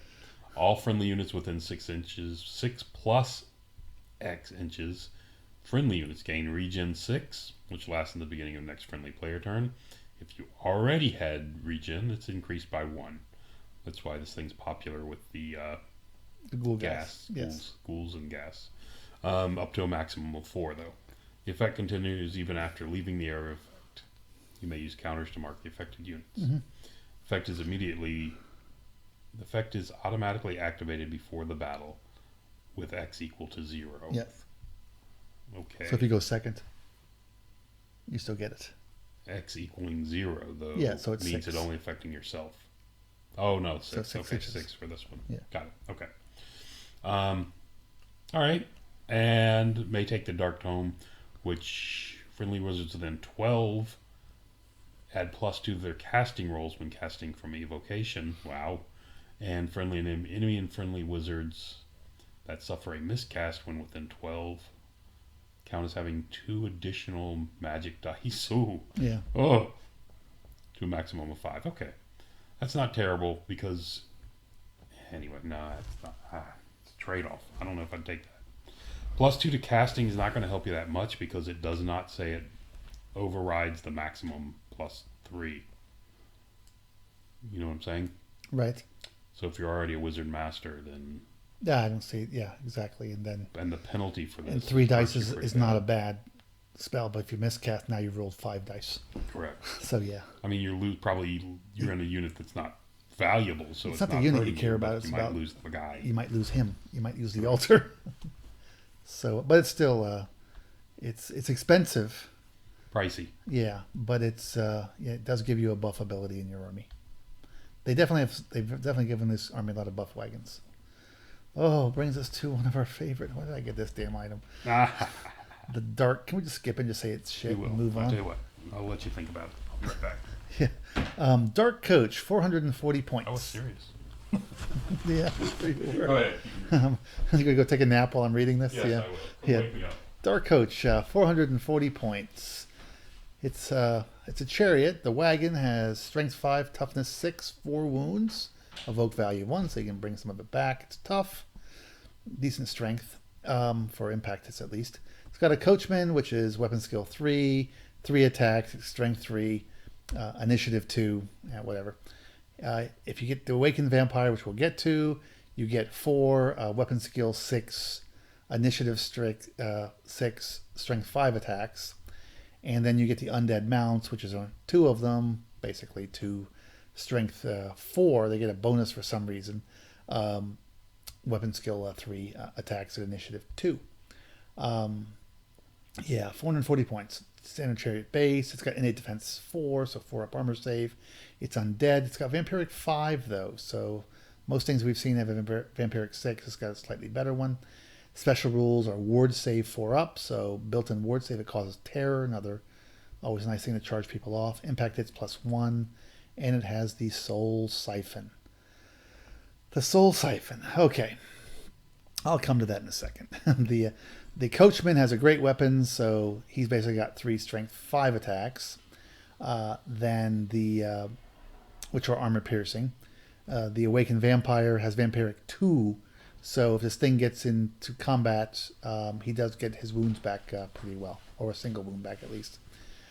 He can have an extended chassis if he has for 20 points. If he has extended chassis, he's on a 50 by 150 millimeter base, and his undead mounts have 2 attacks each. I think this is for the people that had 4 mounts on their old coaches. So yeah, but I'm not paying 20 points for 2 strength 3 attacks. Actually, Strength 4 attacks. I'm sorry. Sorry, but I think you are. I think I am. For 150 millimeter deep is it's deep, but that's so deep. The problem. Okay, go ahead. I'll let you finish. Yeah. Okay. If you're von Karnstein, then you get stubborn, which makes a big difference because it halves your crumble rolls. Go ahead and say what you're going to say, then we'll talk about the soul siphon. The soul siphon is the reason I think you take the 2 extra mounts. Because you need, this thing is not good in its initial stats. Correct. It needs the bonuses that show up later on. Right. So I think even the 2 extra strength 4 attacks help it. Oh, it helps. That's the only thing I'm saying is. Yeah. Anyway. So soul siphon. Keep track of how many unsaved wounds this model has caused during the game. At the end of each close combat phase, compare this number with the chart below to determine the level of soul siphon that the Dark Coach has reached. The Dark Coach gains the bonus corresponding to the level, as well as the bonuses of all levels that precede it. Okay, so 1 through 3. That should be at least one chart should give you at least that. The air shimmers with killing intent. The Dark Coach gains lethal strike and multiple wounds too against infantry, war beasts, and cavalry. Okay, very situational. Yep. 4 through 6. Which basically becomes the Barrow Knights, basically. Yes, exactly. 4 through 6. The Knight is a light with unholy fire. The Dark Coach gains grinding attacks D3. So strength 5 grinding attacks. That's nice. So very nice. It's decent. D3 automatic hits. And it's resolved with the Coachman's initiative, which is only 2. And it counts as flaming attacks, which is situational, but okay. Then we have 7 to 9. So we've probably been into 3 combats at this point in time and survived. Maybe 2. Yeah, maybe. I mean, you got to coach. Well, depending on what you're fighting. Depends what you're fighting. Maybe 2, but yeah. But it's a 3. I mean, if you're fighting an infantry unit, between your impact and the awakened vampire, you're probably doing 4 wounds. Well, you have to have your vampire awakened. Oh, he's not there yet. Yes. Oh, good point. Yes. Okay, that's the problem that I have with this thing. 7 to 9. So to me, on average, you're going to have to get 3 successful fights out of this guy, and it's probably charged because once you're grinding, you're not getting many kills until the vampire wakes up. You got your initial you hope you kill them with your impact and you run them down. You hope the impact brings you up to the 4-6 level. Yes. And then the grinding you hope kicks you over to the next level is what you're hoping. Yeah, but that's 3 turns again. Right. So, the Ancient Evil awakens. The Dark Coach is now also crewed by an awakened vampire 1 with vampiric 2 up. Okay. So, okay.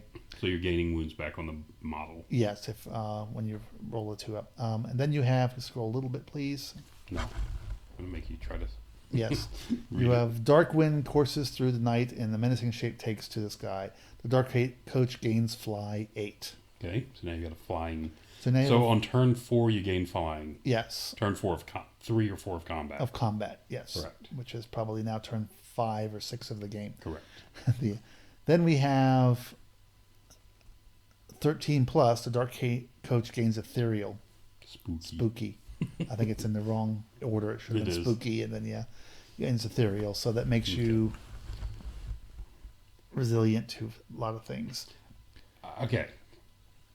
I kind of like this stuff down here. Conceptually, but it's so hard to get into this. Yes. That it makes it really tough to. Yes. In practical game terms, it's hard to do much with this. Yeah, I feel people know what this is, and they're either going to avoid it, or they're going to slam it and kill it, or kill it when they need to before it grows. Yes, or doesn't grow too much. Right. Because you're not too afraid of it for a while. You're not too afraid of it until it really gets decent when it gets to 7-9. When you have the vampire. When the vampire awakens. Yeah, this I think is a dud in the army. It needs a redesign, in my opinion. If you get lucky and do a lot of impacts and maybe 1 or 2 wounds from your horses / crew, you might jump all the way up to this 7-9 on the first I would rather a better simplified stat for this thing. Right. Without all these different stacked up rules. Right. Well, this is just copying the old one. Absolutely it is. Trying to make it slightly better than the 8th edition model of it.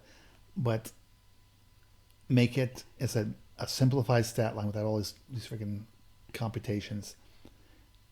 And make it better and still have this wounds cause, but make them do something different that's not about necessarily building the power of this thing. Right. Or if it was that they're minor upgrades that don't matter so much. But make it better up front. For 400, because for 440 points you've got 4 wounds. Exactly. So this thing can be shot off by a single. It doesn't start off as flying, so I guess it takes a cannon to shoot it off. Yes, on the first turn. Yes. But still, anyway. Yeah, or a lot of poison shooting. Yeah, or a lot of poison shooting. Yeah. You do have a 4-up ward and a 4-up defense. So. Or if it gets charged by something. Yeah. So anyway, like I said, conceptually I like it, but when you really start looking at it and what it takes, you're probably not getting into combat till turn 3. Right. If you're lucky, turn 2, but probably not till turn 3. That means you're hitting a good level at turn 4 or 5, and now you're dead. Yeah. Anyway, it's just what it is. The coachman does have 3 strength 5 attacks. Yes. And you have some horses. And up 2 to 4 horses that strength 4 attack. There are 4s, so. Yeah. Sorry, anyway. Weapon skill 3. It's just not good. Again, I think if you max it out, you've got a shot at getting into this. Yes. If you get a weak unit, you have a shot at getting into this early, which makes it better, but still not good enough. Maybe if you chase something away and you caught them, if those wounds caught. No. I'm just saying, maybe if you did that, it would be worth it. Oh, you mean? Then you win one fight and you'd be up there. Yes. But yeah. Yeah. Yeah, there got to be wounds in there. It's just, I'd strengthen it, simplify it, and frankly, you don't need 5 different bonuses. 3 is probably enough. Understood. Yeah, that would be. Put some of these up front. Yes. Actually, if you start here with this guy on the top, it makes it better. Absolutely. But without him, it's kind of crap. It is. And it's for 400 points. Like I said, too easy to kill at 400 points. Anyway. Yep. Brings us to the suffering at max of 20%. This is basically our ethereal category. So we have the Phantom Host for 120 for 2 models. And you can add 2 more models for 50 points apiece. Isn't it actually 2 bases of models? 2 models. That's what I'm saying. It's infantry. Yes. I guess 1 big guy. I need to start painting ogres. I have to pop all my guys off their bases. So there's 1 guy on each one? Yeah, and put 1 guy on each one. 1 guy on a big empty base. I'm going to have a lot more ethereal guys. You would. Yeah. Movement 6, weapon skill 3, strength 3, toughness 3, 4 wounds, because it's kind of a swarm. Yep. Even though it's not. Yes. It works kind of like a swarm. Leadership 4, evoked value D3.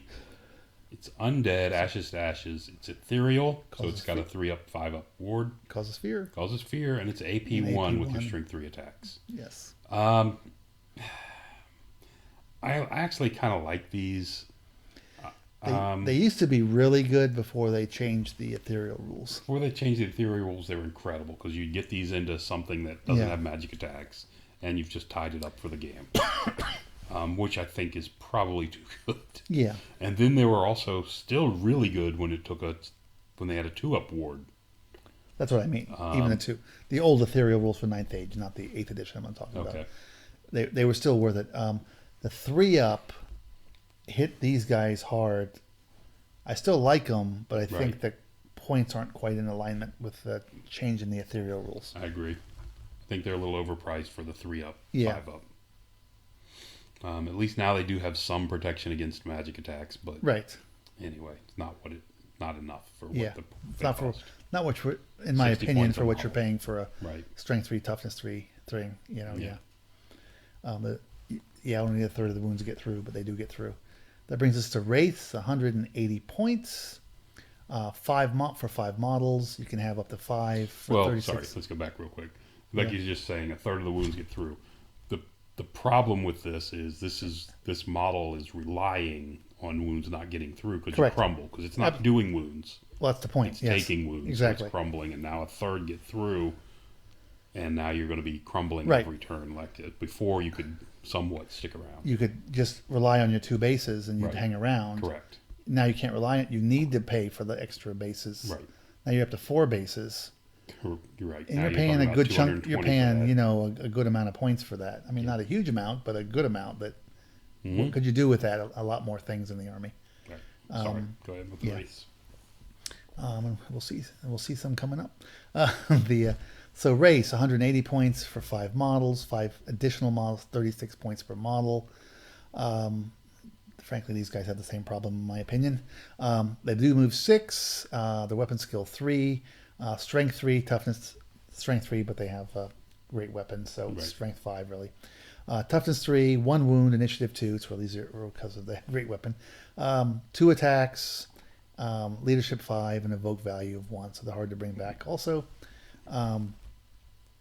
the great weapon, undead, ashes to ashes. They're ethereal.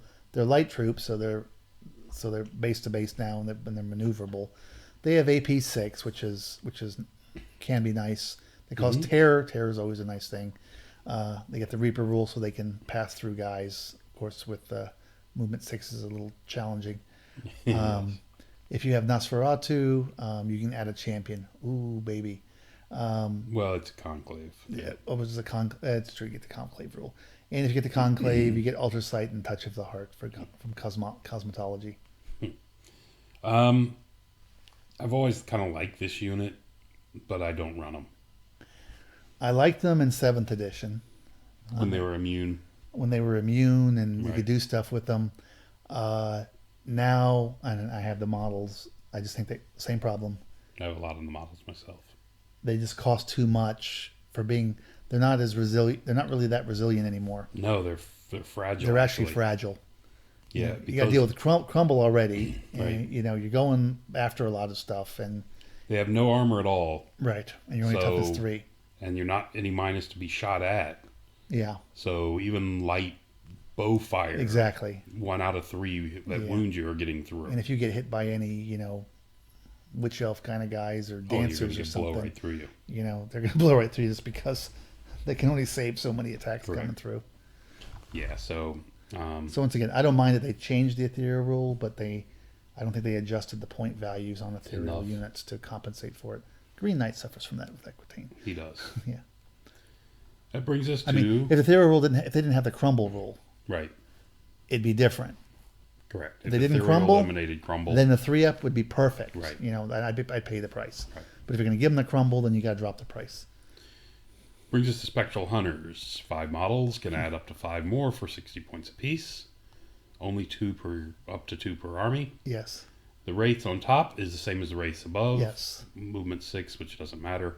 Weapon skill 3, strength 3, tough 3, 2 initiative, 2 attacks. Yep. None of this really matters because he's got a great weapon. Yep. So he's a strength 5, initiative 0. With Evoked 1. Mm-hmm. He's on a ghost steed with a movement of 8. Weapon skill 2, strength 3. Fast-ish. Otherwise, just kind of a horse, except he's a slow initiative. Yes. He has mounts protection 6, so you have armor. Yeah, 6 armor. Oh, baby. He's got a great weapon. Don't use it all up in one place. Undead, Ashes to Ashes, Ethereal, AP 6, Terror, Reaper, and Flaming attacks. So it's got flame attacks, and it can pass through units. Correct. So. The Ghost Steed itself has Flaming attacks, Ethereal, and Light Troops. So you get the fast reforms. Yes. Quick reforms, whatever they are. You could add one to, if you're Nosferatu, you can add one to a champion and make him a Wizard Conclave. So that brings the unit up to 400 points. I don't think this army needs a Wizard Conclave. It doesn't, especially Since not. every character pretty much can be a wizard. So, yeah, I mean, I think if you were going to try to do something weird with bound stuff, you could take a unit of these and make them Wizard Conclave. But means for you're taking so you're taking the big hit with Nosferatu. Yeah, you're going magic. Yeah, I just don't know if you're doing that. I just don't see it. Yeah. Well, I was thinking more doing it with Karstein, Vancarsen. But then you can't take that ability. Oh, then you can't take the ability, can you? Yeah. You've already got so many spells because you're a Nosferatu. You're depending on that guy being spellcaster. Exactly. You're right. So why would you need Wizard Conclave? If I just wanted more spells, I'll just take take a cheap wizard. Okay. These guys need something. Maybe Vanguard. Back in the day, maybe Vanguard. Yeah, maybe. Well, when you play them, they have Vanguard, so why not? Clearly, that's what's required. Yes. Same issue here. I mean, back in the day, these guys were just terrors. Correct. Because they moved around, but not being able to march outside the bubble causes them a lot of challenges. It does. A lot of challenges, and then back same thing. They're just not as resilient as they used to be, and you're paying elite cavalry points for these guys, and they're not giving you elite fighting capability. They're not. I'm not a fan of this unit anymore. Yeah, I am not either. It's a shame because I like the way I modeled mine. Brings us to the Swift Death category. Okay. And the 30% of your army, the Shrieking Horror. 0.2 per army, 0.1 units per army when it includes any characters mounted on the Shrieking Horror. So you can't do the Shrieking Horror army list anymore. Can't do 3 of these. You can't do 3 of them. With all the points limitations, I'm sure you can get them out. But anyway. Correct. The 1,000 for the guy and his Shrieking Horror. So right. Then you take a second one, you're up to 1,500. That'd be 2. I guess, no, you're over. So anyway, movement 6 on the ground, 8 in the air, weapon skill 4, strength 5 only, toughness 6, 6 wounds, decent amount of wounds, 2 initiative, 4 attacks, 4 leadership, 1 evoke. So it's got kind of an underwhelming fighting profile, but it's consistent with a lot of flying monsters. They tend to be a little weaker than right, but almost no defense. Once you get past the T6, which is not easy to get past. But then after once that, you get past that, you got undead. So and after that, so you crumble. So you have to worry about that. Right. And with 4 attacks, correct. If you don't have a stomp that does well, you're crumbling against any kind of blocked up unit. Well, the 4 attacks can be different because you can shoot instead of yell instead of that's true. Attack. Okay. But that only brings it up to 6. Yeah, if you have 6 wounds. If you still have all your wounds. Yeah. Fly 8, so at least it flies okay. If regeneration 6 is almost not worth having. Chilling Shriek, model parts with a special rule have a special shooting attack and special close combat attacks as detailed below as a shooting attack. Normally a shooting phase. Choose a target using the normal rules for shooting. The attack range has a range of 8. This attack can be used even if the model marched previously this player turn. As a special close combat attack, normally in close combat phase, if used, the attack is made at the model part's initiative and replaces the model part's non-magical attacks. Choose a single unit in the base context as the target. Okay. Regardless of whether it uses a shooting attack or close combat attack, the Chilling Shriek causes 1 automatic hit to the target with each wound the shooting model party currently has. These hits are resolved at strength 10 and have armor piercing 6 and magical attacks. When rolling to wound with this attack, use the opponent's leadership instead of the opponent's toughness. Okay. Again, they're really nice flying support things that run around and yell at stuff. You do not want these in combat. In combat, are they that nice? They're nice against certain foes. They're nice against heavily armored stuff. Are they 500 points nice? They can be. If you can jump up and scream off a steam tank. Yeah, if you can paid for yourself there. Yeah, if you can get to those types of things. But not every army has those. Yes, exactly. Nice against small knight units. Yeah, I mean, even big knight units they're good against because they just punish them. Yeah. I don't know. I'm not sure if they're worth it or not. 500 points is a ton. It is, and for almost no defense. In reality, you want 2 of them. You want 2 of them because if you have one, then they concentrate their shooting on it. And correct. Bring its wounds down to where it's not that scary anymore. Exactly. Get some hits because this is your, if they have this is your target 1 for shooting to get the wounds correct. Down. Because for it to do anything, it's probably going to be outside the bubble. Right. And it's going to be harder for them to repair it. They have to keep backing it up and correct. Getting in the range of a mage. Yeah, because it can't stay in the. It can start in the bubble, but it can't stay there because it can't be in a battle line because you can't, like I said, you don't want it in a fight. You can't let it get charged by a lot of things. Correct. I mean, I'm glad. I mean, they were broken, of course, in 8th edition. Right. People would fly around almost with impunity, just wipe off half armies. I do think, that they're. I don't know, just.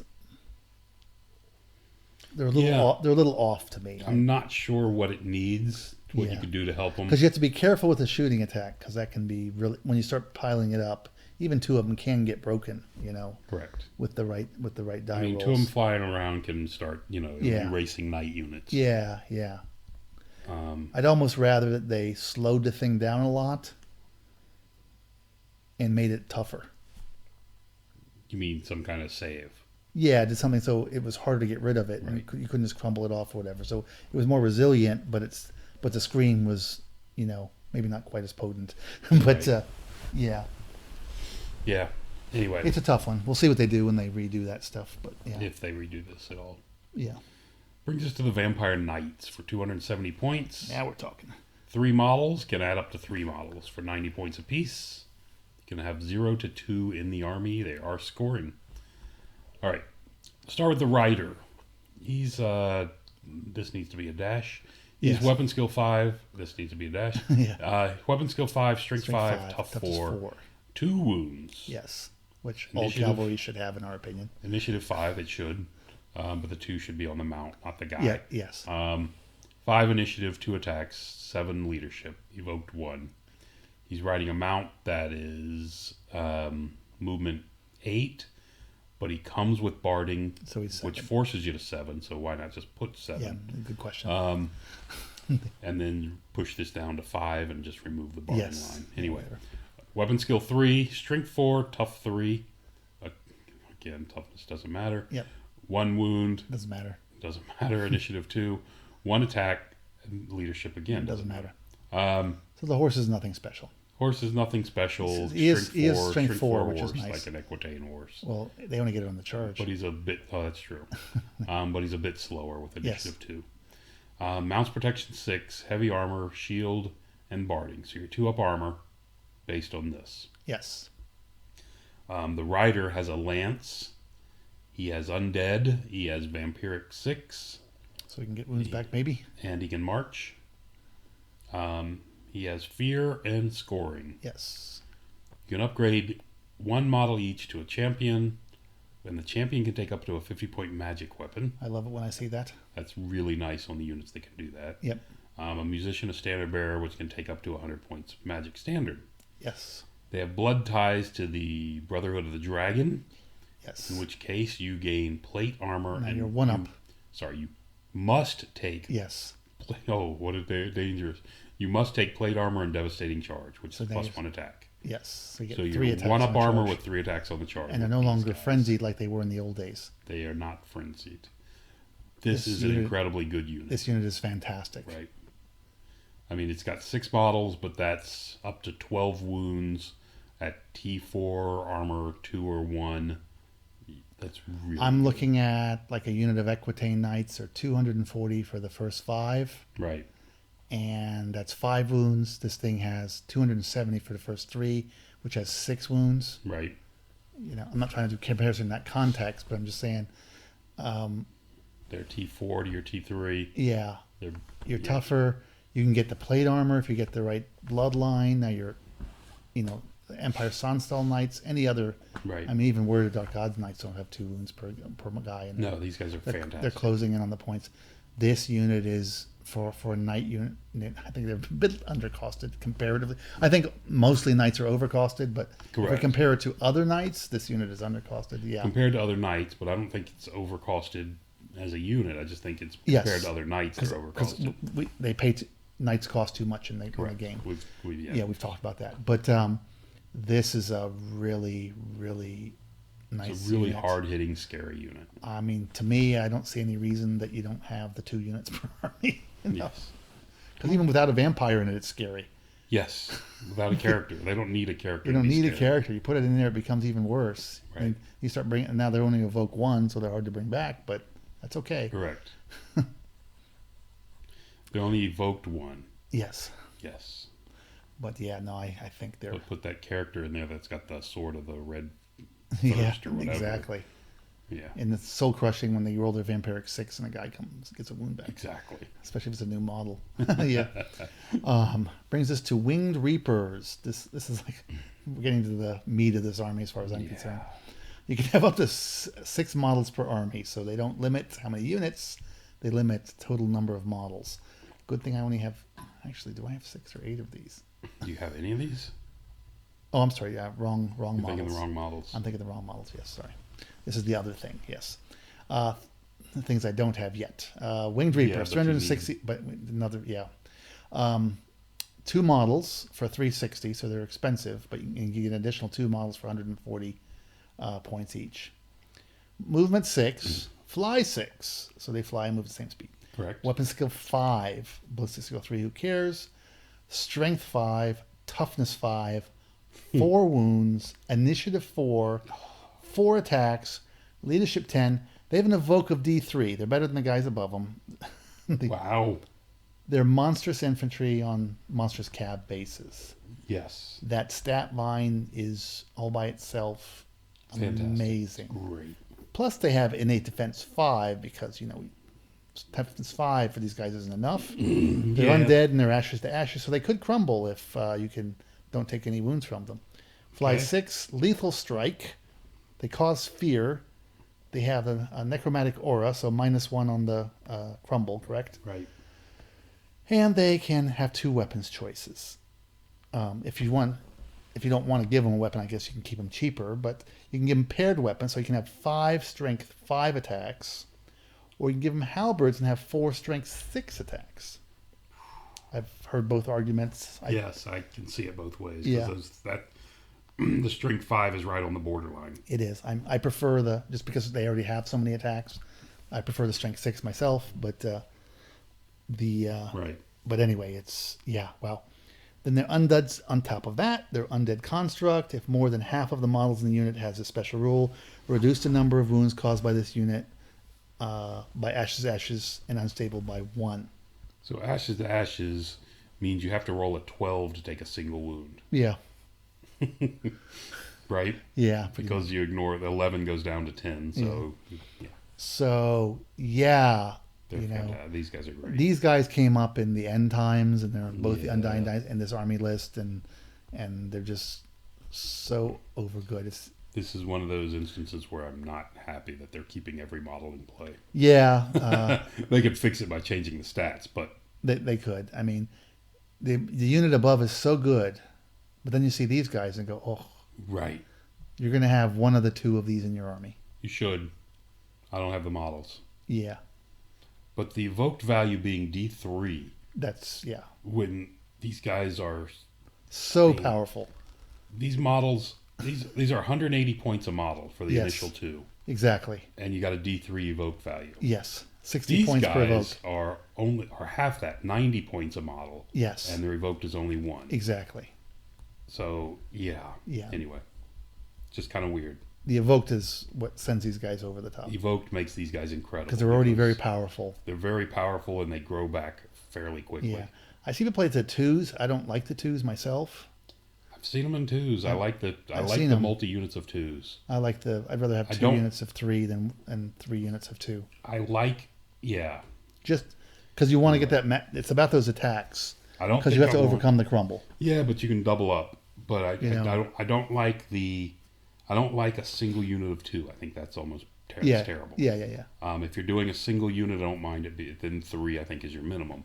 Yeah. But if you're doing multiple units, 3 units of 2 gives you such flexible. It does. Because you can also gang up. You which brings you 4. You can go off and do other. Anyway. It does, but they're not vampiric, so. They are not vampiric. But So the March thing you have to be considered about. True. Anyway, moving on. This brings us to the Varkalak. Because they're powerful battle line units. But yeah. The Varkalak for 360 points, single model. Yes. It's movement 8, only 8. Only 8 on the ground. It's weapon skill 5, strength 6, tough 5, 4 wounds, 4 initiative, 5 attacks, 7 leadership, evoked 1. That hurts. Mm-hmm. Undead, it's vampiric 3 though. So on a 3-up, he calls a wound. On a 3-up, you're getting a wound back. Yes. That's actually pretty nice. Yes.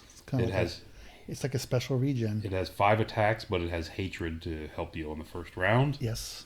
It has causes fear. 4-up regen, causes fear. 4-up regen, and has Vanguard. Yes. I'm liking this thing. There's no limit to how many you can take. There isn't. Except for the points. I only have 2 painted. Maybe I need to paint more. Paint more. This used to have a Stomp 2 thing, didn't it? It had an upgrade where you could get a Stomp D3 or something like that. Yeah, I kind of missed that. I looked at that and kind of missed that out because your 5 attacks after the first round. With 5 attacks, if you can't really afford to be on a unit. No, because if you roll slightly badly, you start crumbling away with only 4 wounds. Yeah, I mean, even with 5 attack and your weapon skill 5, you're going to hit 3 out of the 5. Correct. And then you still have to wound. And even if you do 3 wounds, if he's got 2 ranks and a banner, that's a push. Exactly. So if he has anything more, you have a challenge. Correct. So your stomp, I guess, will bring 1 more into it. But for infantry guys, yeah. Well, you get a single stomp. But anyway, he's a little fragile because of that. You gotta be careful in what you put him in. I wish they'd bring back the semi-uber stomp to him, right. Or increase his attacks by 1. Actually, I don't like stomps. I prefer his increase attacks by 1. But I like the model. But you have to use them in pairs. Yes, I think so. Because by themselves, is that they can get a little risky in a combat. But they don't have frenzy anymore. Also, so that's nice that you can control them. Control them a lot. Yeah. And they are vampirics. They can march outside the bubble. Yes. I like me some Varkalaks. I like them to be escorted by the following unit. Okay. Which is the Vampire Spawn, 220 points for 3 models. You can add up to 5 more, so a unit of 8. You can only have 8 times 5. You can have 40 you can only have 40 in an army. Yeah. I would love to see how many you could fit in an army. Yeah, it'd be interesting. They move 6 on the ground, 9 in the air, so they're fast flyers. What was this category limited to? 30%. So the categories are limited to 30%. So, anyway, that's only, 1,500. Anyway, you can take 3 models for 220, add up to 5 more for 80 apiece, up to 5 units. You're going to run into trouble because you only got 1,500 points in this whole category. Their movement 6, but they fly 9, which is really good. Weapon skill 4, strength 5, toughness 4, 3 wounds, initiative 4, 3 attacks, leadership 8. They evoke at D3. The problem with the evoke on this unit is they're not usually around your evoke range. Monstrous infantry on 40 by 40 bases. They have undead, vampiric 6, which is nice, but it's only 1 wound for the entire unit, even if you roll that 6. They cause fear. The fly 9 is really good. The frenzy can cause them problems, but they are leadership 8. Yeah. You could upgrade 1 to a champion for 20 points. What you're gonna do? What you are going to do. Like I said, the evoked value is nice, like I was saying, but you're rarely in the bubble after, Correct. Was the problem with this. Although they're fast enough that they can get back in if you need them to, if they're still alive. Because they are vampiric, so they can fly. They can fly and march. So they're 18 inches. The tough 4 with no protection at all is what the weakness of this unit is. They're skirmish because they're flyers, so. Or are they skirmish? I'm trying to remember. I don't think that's a standard. Monster Symphony. No, it's not anymore. You have to actually have the ability. Correct. Right? Yeah. So yeah. So I mean, that's like I said, that is the weakness of this unit is the fact that they're T4 with no protection. Absolutely, they are glass cannons. Yep.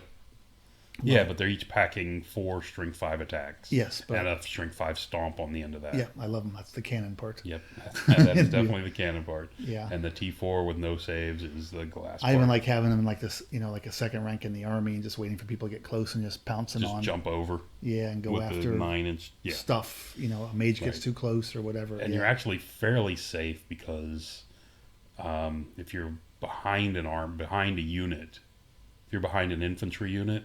Yeah. Walking up, you're fairly safe because if you fail your charge, you're not clearing that unit. Correct. so you're not going anywhere. So yeah, I like these guys a lot. Yep. I'm a big fan of these. I think they're fragile, but I like them. Yep. And I think that's going to be it. That is it. I like this army a lot. I'm a fan of this army. I think it's definitely a thumbs up for me. It is. These guys need to be hit. Yes. The Winged Reapers need to be hit.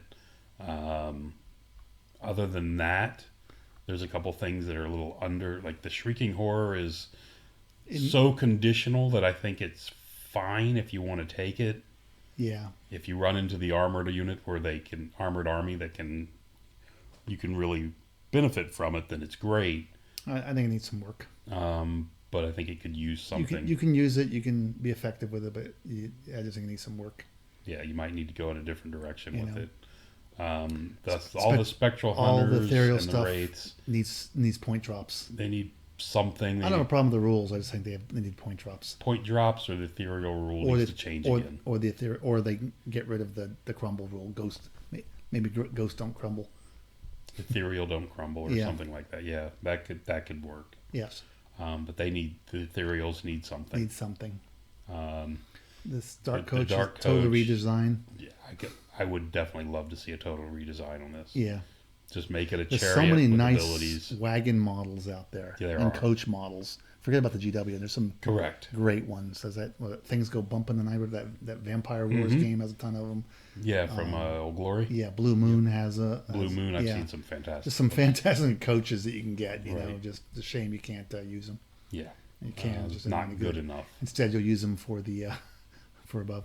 Yeah. This is fine for what it is. The Altar of Undeath is fine. This one is also. I think they've kind of fixed this because in the old days you didn't take this. I think it's it's at least worth considering. Yes, I should say it is worth considering. I do think the Cadaver Wagon is really good. It's good. Probably a little too good with the Lethal Strike. Yes. Maybe a little OP with the Lethal Strike. Think so. But it's the one that you would use your Black Coach model to represent, just to have a purpose. Exactly. Great Bats, I think, are nice. Great Bats are nice. Yeah. The movement 8's what makes them good, and 80 points for 2. Yeah, and you can evoke them if you can get them back. If you get the Vancarsen guy, you can grow them up before they take off. Yes, if you want to. Gas are very nice as Monstrous Infantry. They're one of the. I actually think that Gas, and they're not quite the Shopti quality, but they're not. Any of these Monstrous Infantry that are basically cannot run. Crumbling is bad, but you have so many attacks, you shouldn't be crumbling that often. Shouldn't be crumbling, correct. So it just makes them so powerful, because the one way that you can deal with a lot of Monstrous Infantry is you can beat them and hope you can chase them off and run them down, and you can't do that with, these undead ones. So it just gives them a boost compared to... And the T5 5-up regen means they're going to be there for a long time. Makes them resilient, being able to grow them back at D3 evoked, Yep, Barrow Knights. Not fast, but you can get it back. Barrow Knights are really good. They're solid. For infantry. For cav. They're good knights. They're good cav. Just the other knights are just so good in comparison. Yeah, but these have their place because these grow back really quick. And I'll take the other ones before I take these. Okay. The Barrow Guard, of course, on foot are really good. If you're going with a big block of guys or a good unit to go with. Dire Wolves, I like Dire Wolves a lot. I think they're okay. I just wish they had Swift Reform. Yeah, the light troops rule is what they need. They need the light. I think they need the light troops rule. Bat swarms, they're tough. They're not good. They're too many points for what they bring you. They're too expensive. Or they need to be faster. Right. They need something. They're just not quite there yet. Yeah, ghouls, of course, we talked about that. Yeah. They definitely need something. They need something. Skeletons and zombies. I like skeletons. I think they're in good spot. Zombies are okay for what they are. For what they are. Really careful of how you use them. They actually, they evoke at 10. These guys evoke at, 7? Yeah. It's really not big enough. They need like a 3+2 or something. I mean, if you roll well, it's fantastic. Yeah, but there needs to be a plus in here. Yeah, it's very random. You could also only get 3. You can get 3. But you're guaranteed to get 5 skeletons, which is just odd. Yeah. Or if it was 2d6 plus 6, would be another answer to this. Yeah. But the evoked value is what's off on the zombies, in my opinion. It is. Other than that, I think... And that both units can be the same size. It's kind of strange to me. Despite the point difference? Yeah. Yeah. Well, that's what kind of the points cap causes a challenge because it caps elite guys. Right. But when you got crappy guys that never have any hope and they don't want to be too big because they don't want to have units that totally clog things up. Right. So it becomes a penalty to them, actually. Yeah, a penalty to them. Yeah. So like I said, very good army. Yeah. I mean, they needed... Characters are real killy, can be very killy. So I think the Nosferatu magic guy. Well, we have to see what they do with the magic phase, how they change it. Correct. But an improved magic phase can make this guy viable. Yes. Well, without that, he's not. He's in my opinion, comparative to the other ones, he just doesn't seem to make any sense. Right. I mean, the independent actions are worth taking, but never the bloodline guy.